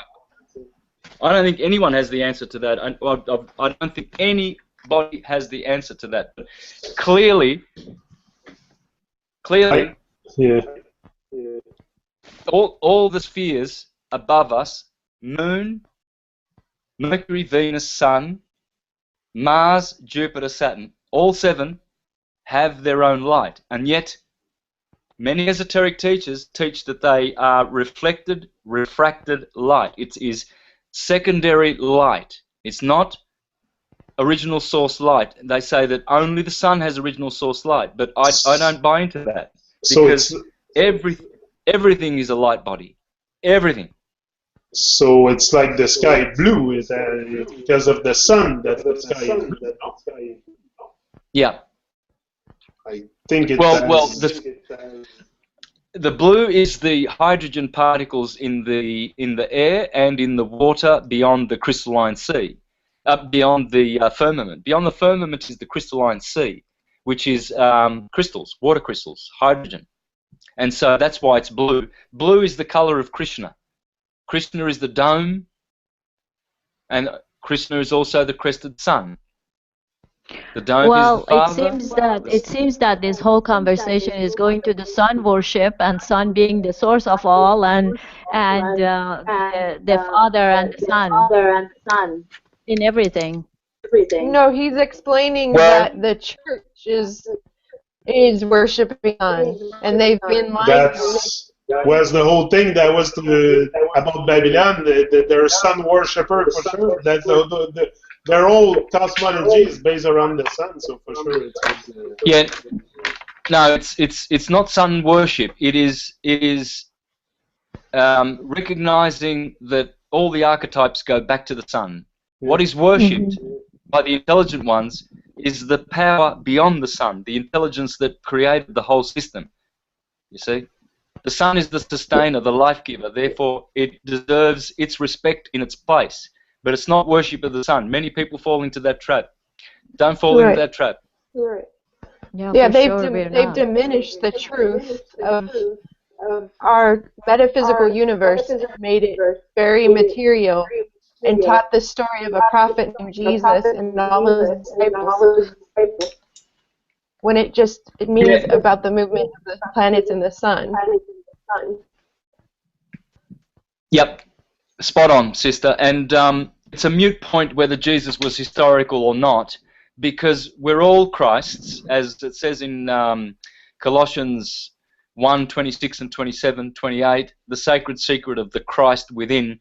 Krishna dwells within, Vishnu dwells within, so does Buddha, so does Christ, so does Allah, and they all have to do with this amazing cosmological microcosm that we are, and so it's a moot point, you know, because if it happened in history, well, that history is distancing itself from us more and more and more every day. It's the eternal Christ that we need to turn to. It's no use turning to whether Jesus did this or whether he said that or whether he was, you know, black-haired or golden-haired or blue-eyed or brown-eyed. It really doesn't matter. None of those the historicity of Jesus is not a concern for intelligent people at all, because the literary Jesus is glowing in their hearts every day, more and more. And that's the true Christ that has come. The Antichrist is the historical Christ. Rest assured, the Antichrist is the historical Christ, because it's destroying, they're killing each other. The Jehovah's Witnesses are killing the Mormons, and the Mormons are killing the other Protestants, and the Catholics are killing the Orthodox, because their Jesus is different historically from everyone else's Jesus. Whereas there's only one Jesus, and it's the everlasting Jesus of the illumined ones. And so it's just a moot point. And so these people who are arguing, oh yes, but Jesus died on the cross. No, he didn't. He lived to 57 and he went to Ireland. No, he went to southern France in the Languedoc with Mary Magdalene. Oh yes, but the Scottish have a tombstone to Jesus, and there's a tombstone in Kashmir, and there's another one in Japan, in the Aomori district. There's a tombstone to Jesus. Did he go to Japan? Where the hell did he go? Did he wear nappies, or did he wear a turban? Oh, you know, forget about it. It's all the Gospels are different. All of them have a different Jesus. There's Gospels in India. There's Gospels in the Americas. There's Gospels in China. There's Gospels of Jesus all over the place. Shakespeare wrote some. I've written some. Everyone writes Gospels. It doesn't end. It just doesn't end. Well, maybe it is the time to change all those names into the source. It's only the source. It has no name. Yep. I think it's naming of it that confuses everyone, borders, and creates as if like some people know God and some other people don't. If we want to call it the light, let it call the light of consciousness coming through us, and just let that be called that. Yeah, no, very interesting, guys. No, that was very great. Next time we get together, Santos, I would like to talk with you about Freemasons, secret societies, the Jesuit, the Black Pope, more about astrotheology. There's a lot. Like in 2 hours, we always almost barely scratch the surface. And there's so much to learn, so much to say. Too much echo. Is it echo? Yeah. Yeah, it's all echo. Sure. I think it's the software more than anything. The only one that's not echoing is Santos. Yeah. Yeah, maybe we just let him finish up. And but you because see, it's Can I ask almost 2 hours. one more question about Yeah. the magnetic north? So at the North Pole, they have explored up there, and what is that? Do you have any idea what that would look like? If it's you know, the magnetic mountain. I can guarantee you it looks like this. What you'll find always is this. There will be a dielectric inertial plane which has a center which is counter space.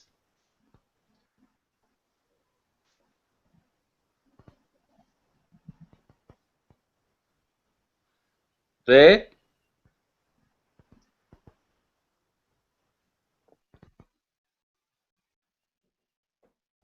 And there will be a torus field coming out from there as these lines of divergence. These are centrifugal lines, and they will come back into here, doing the same thing on the opposite side. And so what you have is here you have sort of an hourglass, the hourglass hyperboloid here. This will be the Yggdrasil, the tree. Here, so you have a hyperboloid,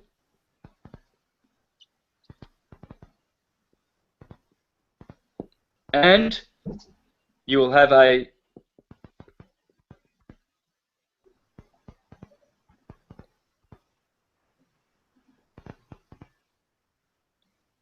torus. Remember we said T, tor. So it's pretty much just those vowels change, the O and the O.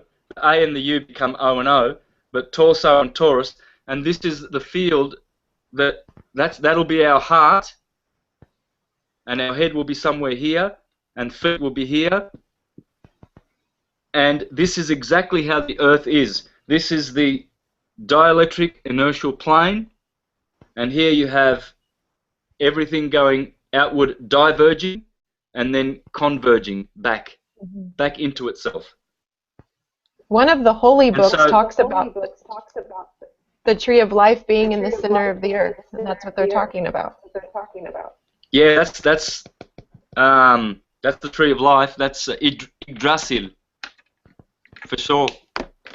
If it controls the sun and everything, it has to be the tree of life. No sun, no life.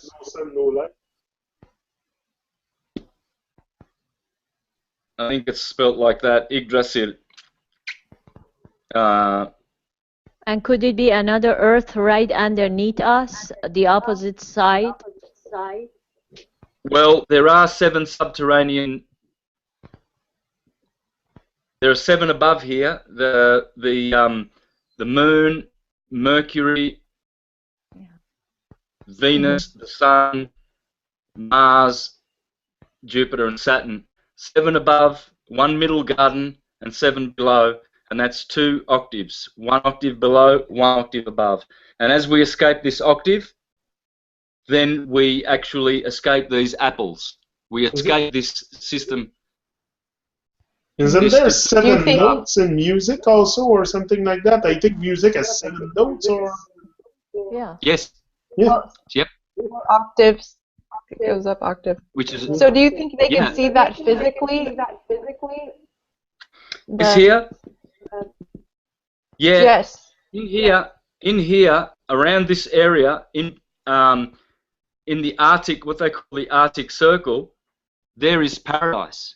That's the Garden of Eden. Here is the most perfect weather on the plain is here. The worst weather is outside of the Garden of Eden, where you have to work with your with the sweat of your brow, and the ground will give up its thistles rather than its fruits and vegetables. That's what it means in the Bible when God kicked them out of the garden and said, you have to go out of the garden and you will work with the sweat of your brow, and the ground will give up its thistles. So does it Here, mean NASA is making a house right there? Vatican is making a house in heaven? I don't think they have access to that region. It's very, very hard to. The people who live in here, mate, they will sort you out really, really quickly and get rid of you if you're not worthy. Only worthy ones can enter that place, and many worthy ones have gone in there and come out and recounted it. There's lots of Swedish and Norwegian and Russian legends about people finding this place and then coming back to tell others, and they end up in psych wards in hospitals. They end up getting killed by the government. They get silenced. This is Shangri-La. This is Mount Meru. This is Mount Moriah, Mount Sumeru, Mount Sumeru, This is all of those mountains of holiness. This is Mount Zion. This is everywhere where everybody wants to go. Paradise is right there, right here on the planet. Mount Zion. Yeah. Who lives there? Great people who are worthy. We obviously did something wrong not to be worthy to be living there. We have been cast out of the Garden of Eden. Yeah. So people who have been alive for thousands of years are people who are born now.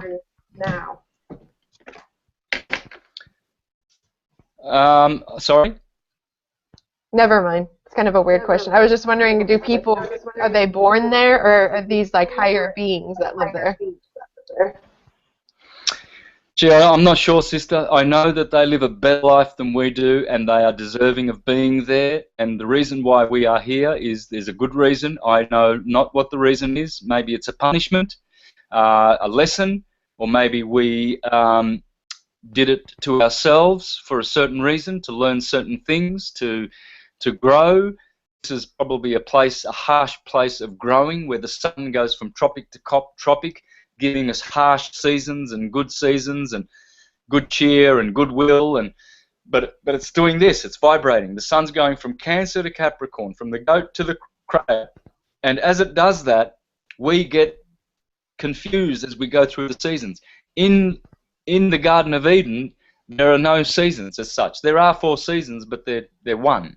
They're 4 in 1, and so it's the golden age there always. And I guess we can deserve to go there if we, stop this slave trade and people trafficking that we're doing, which comes from the Venetians, the Phoenicians, the Canaanites. The Canaanites have taken over the world, and they've struck a deal with the Subterraneans, your aliens, your so-called helpers, the Draconians and the Reptilians and the Anunnaki and so forth. They've struck a deal with these powerful families, and mostly those families are the families that we hear a lot about: the Guelphs, the Ghibellines, the Contis, the Viscontis, Aldobrandini, Friscobaldi, Saxe-Coburg-Gotha, Hanover, Oppenheimer, Habsburgs, Bush, Rockefeller, Rothschild. They're all one black nobility mixture of Khazarians and Venetians. And Hyksos from Egypt, the people who conquered Egypt. Everything went wrong in the 19th dynasty. In the 17th dynasty, before the 18th. And so everything after the 18th dynasty was just a mishmash of corruption and good. It was a mixture. And that's when the Babylonian period occurred, in which everything from transcendental science became a material science. And then the Greeks did the same. They had Pythagoras and Socrates and Plato, and then they deteriorated into Aristotle and all the other monkeys with their material speculations, And so this is why Europe is Aristotelian. They're not Neoplatonic. They shut down the Neoplatonic schools. Justinian did that in the 6th century. His wife also took reincarnation out of the Bible, and he also changed the laws. This is where all this maritime law goes back to Justinian. He did three 3 terrible things to the world. Shut down the Neoplatonic Transcendental School, Hermetic, Neoplatonist. His wife removed reincarnation from the Bible, the doctrine of reincarnation, and they introduced glossa. Glossa is an all caps capita diminutia maxima name, which is a dead person, which brings you into the law of admiralty, the law of the high seas, the law of dead persons.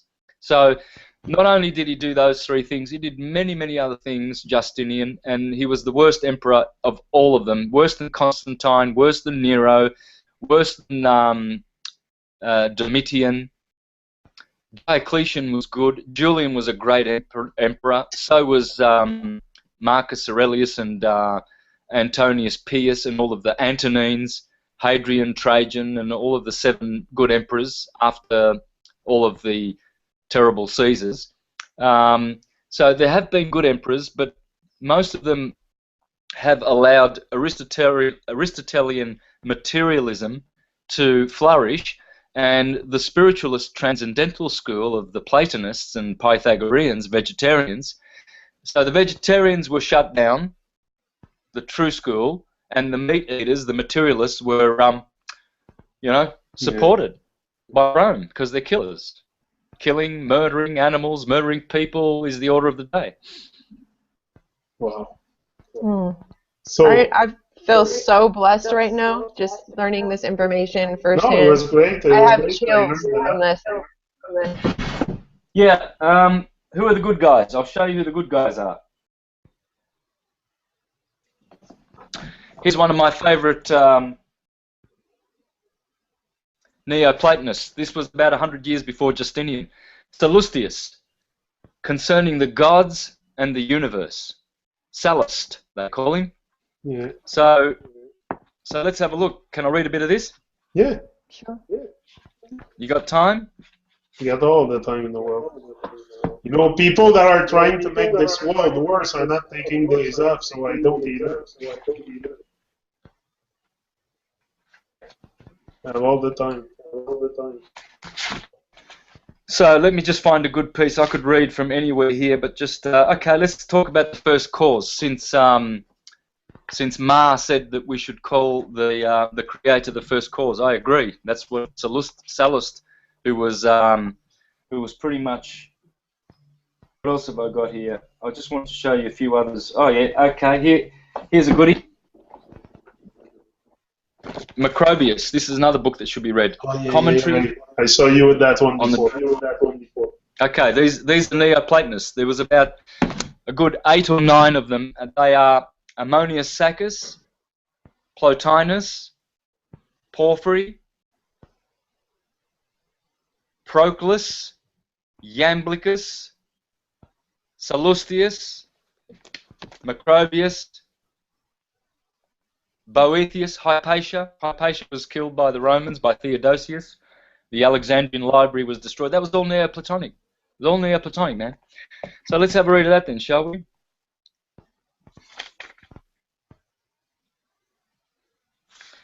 This interpretation is supported also by the season at which the ceremonies are performed. Now let's start from here. It's talking about the ceremony of some ceremony, but anyway, the spring equinox. Here we go. This interpretation is supported also by the season at which the ceremonies are performed, for it is about this time of the spring and the equinox when things coming into being cease to do so, and day becomes longer than night, which suits souls rising to life. Certainly, the rape of Kore is said in the myth to have happened near the other equinox, and this signifies the descent of souls. To us who have spoken thus concerning myths, may the gods themselves and the spirits of those who wrote the myths be kind. Next, the learner should know the first cause, and the classes of the gods subordinated to it, and the nature of the universe, the essential characters of mind and soul, providence too, and fate and chance, virtue and vice, and should see the good and evil constitutions arising from them, and whence it was that evils came into the universe.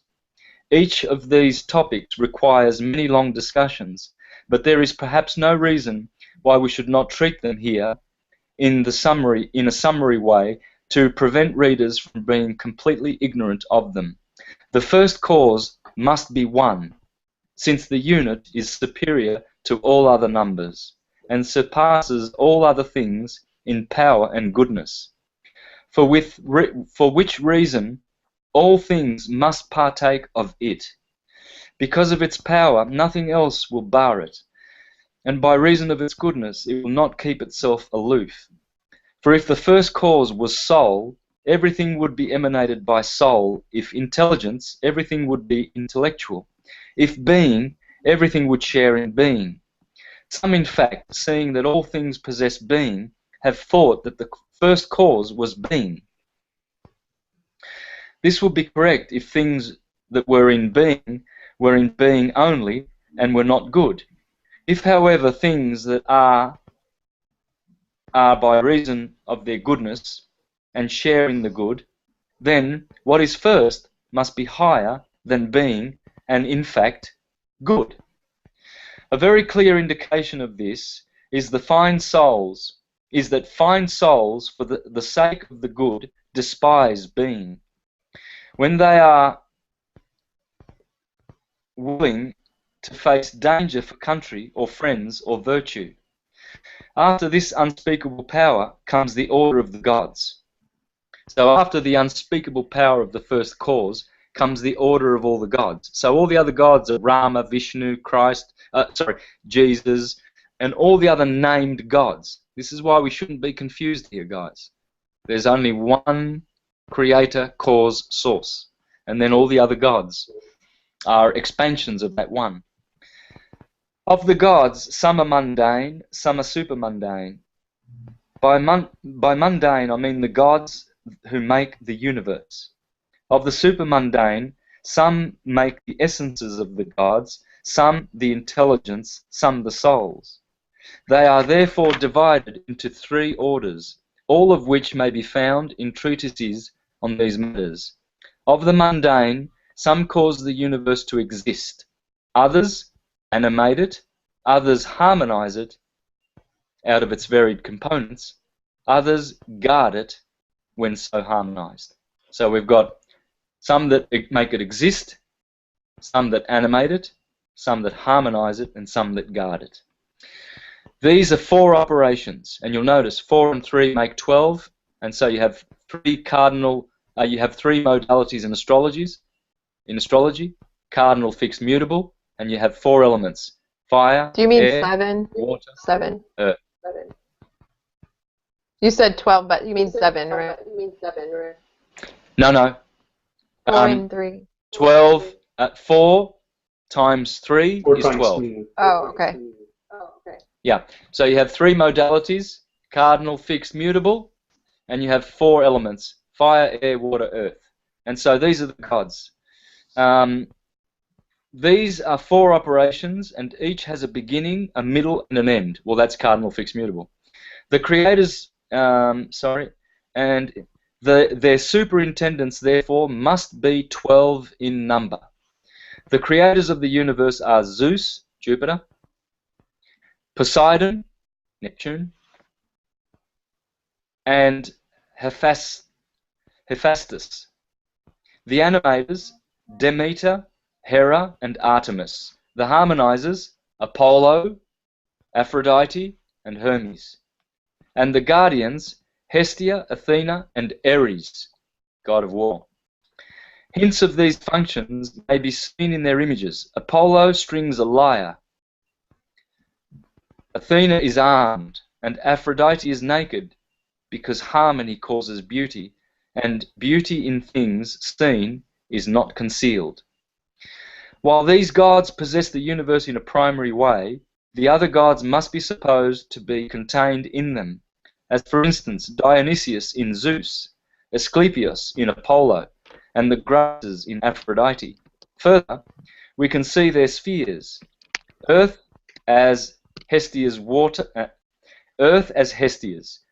as Poseidon's, air as Hera's, fire as that of Hephaestus, Hephaestus. The 6 spheres, those higher, belonging to the gods to whom they are usually assigned. For we must regard Apollo and Artemis as sun and moon. There you go. Apollo is the sun. Artemis is the moon. Krishna is the sun. Radharani is the moon. Everything goes back to the sun and the moon. Everything. That's why it's Apollo that went to the moon. Yeah, it's an apple. That didn't go to the moon. Exactly, brother. Apollo is the apple. We live in an apple. Have you heard of the Big Apple? Yeah. Yes. Sure. New York City. Not far. It's big. It's bigger than New York. It's the dome above our heads. That's the apple of Apollo, the sun. We must give the sphere of Kronos to Demeter, and the ether again to Athena. Well, Athena, ether, Athena, ether. Does it sound the same? Yes, it does. While the firmament, wait a minute, what did I say? Firmament. What? The firmament? Firmament. Oh boy. How about this, eh? Firmament. While the firmament is common to all of them. Yeah, because when they turn around up there, the firmament belongs to all of us, that apple of Apollo. So in this manner have the orders and powers and spheres of the 12 gods been set forth and hymned. Oh yeah, we sing hymns to those gods. The universe itself must be imperishable and uncreated. Imperishable because if it perishes, God must necessarily make either a better or a worse or the same or disorder. If he made a worse, then he is bad. If he makes what is worse from what is better, if he made a better, he must have been deficient in power not to have made the better thing in the first place. If the same, that will be a purposeless creation. If disorder, why? That will not bear hearing. That is uncreated, even that I have said suffices to show. That it is uncreated, even what I have said suffices to show, because if it does not perish, neither did it come into being, since whatever comes into being perishes, coupled with the fact that since the universe exists because of God's goodness, it follows that God is ever good and the universe ever exists, as light accompanies the existence of sun and fire, and shadow that of body. Of the bodies in the universe, some imitate mind and have a circular motion, while others imitate soul and have a rectilinear motion. Of the latter, fire and air move upwards, earth and water downwards. Of the former, the sphere of the fixed stars moves from east to west. Notice that? The sphere of the fixed stars, the firmament, moves from east to west. These guys know their stuff, guys. How do you know everything? Yeah. Among the many reasons for this is the need of preventing the process of creation from being imperfect if the rotation of the spheres is rapid. This difference of motion implies a difference in the nature of the bodies. The heavenly body cannot scorch or chill or perform any other function of the 4 elements. Since the universe is a sphere, as it is shown by the zodiac, and the lowest part of the sphere being fullest distant from all points on this circumference is its center. The heavenly bodies move downwards and move towards the earth, and it follows that the earth is the center of the universe. Can you repeat that? The earth is the center of the universe. I love that. Makes me feel like... Yeah. This is the best Easter I've ever had. Oh, yeah, sure.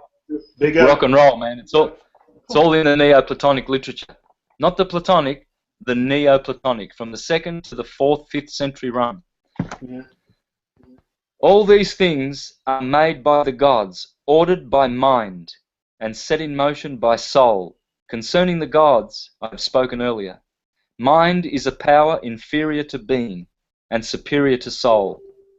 deriving existence from being and perfecting soul, as the sun perfects sight. Of souls, some are rational and immortal, others irrational and mortal. The former are derived from the primary gods, the latter from the secondary gods. So in my presentations, I always speak about the first god and then the demigods, the second gods. Yeah. So when you speak about the creator, you're speaking about Jehovah, the second god, the demon, the demiurgos. We're not speaking about prime creator. It's like a carpenter. A carpenter builds a house and he stands back and he says, well, I built that house. But he didn't build bricks. He didn't build the wood. Exactly. He didn't build the nails. Prime creator made those. So is he the creator of the house, the builder of the house? Well, yes, he is. But he's the second ordinator, creator of the house. He is the demiurgos of the house. He is not the prime creator of the house, because all those substances come from cause. We must first investigate the nature of soul. It is that whereby animate differs from inanimate, and the difference lies in motion, perception, imagination, and intelligence. Irrational soul is life with perception and imagination. Rational is life, controlling perception and imagination and employing reason. Irrational soul is subject to the feelings of the body and its desires and is angered unreasonably. Rational soul despises the body reasonably and fights against the irrational. If it is successful, it produces virtue. If it is worsened, vice. All right, let's leave it there because I can continue. We can do a little bit of this every time we. Yeah, but this is no problem. This is divine. Yeah, but I'll get that book. Sallust or Sallustius. Concerning the gods and the universe. I will read that book, that's for sure. Alrighty, so thank you very much, Santos. Yeah. Really appreciate all the information. Thanks, Ma. So there you go. So you see all the 12 named gods, the 12 titans, and then there's the 7, because like where I tripped you up there, Jen, was 3 plus 4 equals 7. But Right. 3 times 4 equals 12. And this is the holy number. The holy number is 7 of physicality, the Olympian gods, and the other holy number is 12, the mind of God, the titans. And 7 plus 12 is 19, and 19 is the flower of life.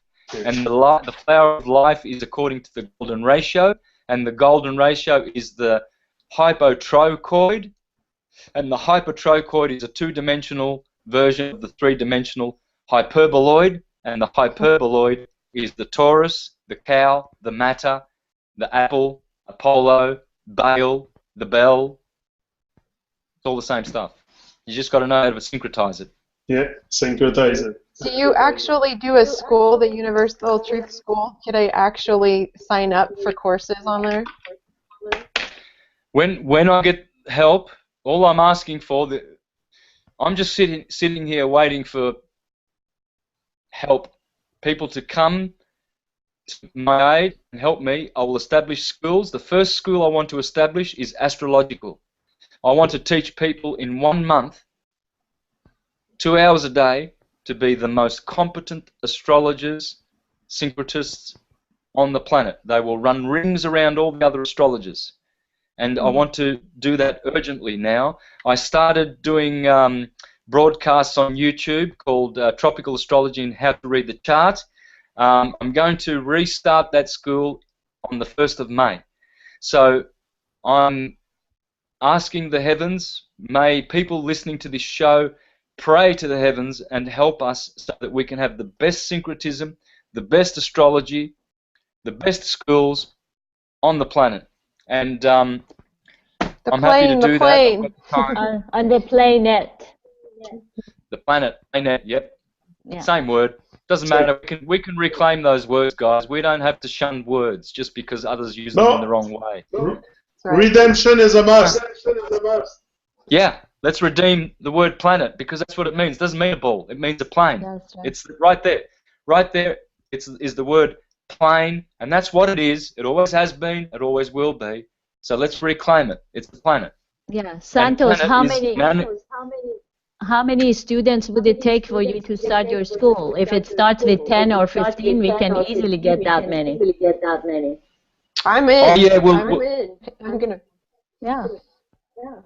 Let's work towards it. It'll happen. I promise Okay. you it will happen. We will have the best syncretism school. Stay tuned. I would really recommend you go through all the old astrotheology presentations I've done, even though they're based on heliocentrism. Doesn't matter. It's the sine wave. Just focus on the sine wave. Don't worry about the shape of the Earth. Yeah. Study them. Learn all the biblical references that I've put. Check all the references, all the books that I refer to and promote in my presentations. Learn the sine wave. Take notes. Make notes. And get really good with it, because just through my astrotheological presentations, you will become, a side effect of that is that you will become a competent astrologer. Your eyes will open to how astrology works through the sine wave. And your eyes will open to other stuff too, because that's how I came in contact with Flat Earth, is going through your stuff, going through other people's stuff. And no, it's just all linked together, so it's a give thanks for life, my brother. I'm happy to have you here. Share the vibes with us, and we'll get together again sometime. We keep in touch anyway. We're always connected. Yeah, brother, look, I'm happy to hop on here with you once a week, regularly, whenever. Just call me up, because the more syncretism I do, I live for syncretism. So if I drop dead in the middle of when I drop dead, it'll be in the middle of syncretism. So no problems. That's great. That's great. So we keep in touch, and I'll get back to you soon, for sure. Thank you very much. Thank you. What's up? Thank you. Take care. Haribol. Jaya Radhe. Bye. God bless. Okay. Oh, I love him so much. I am like so blessed right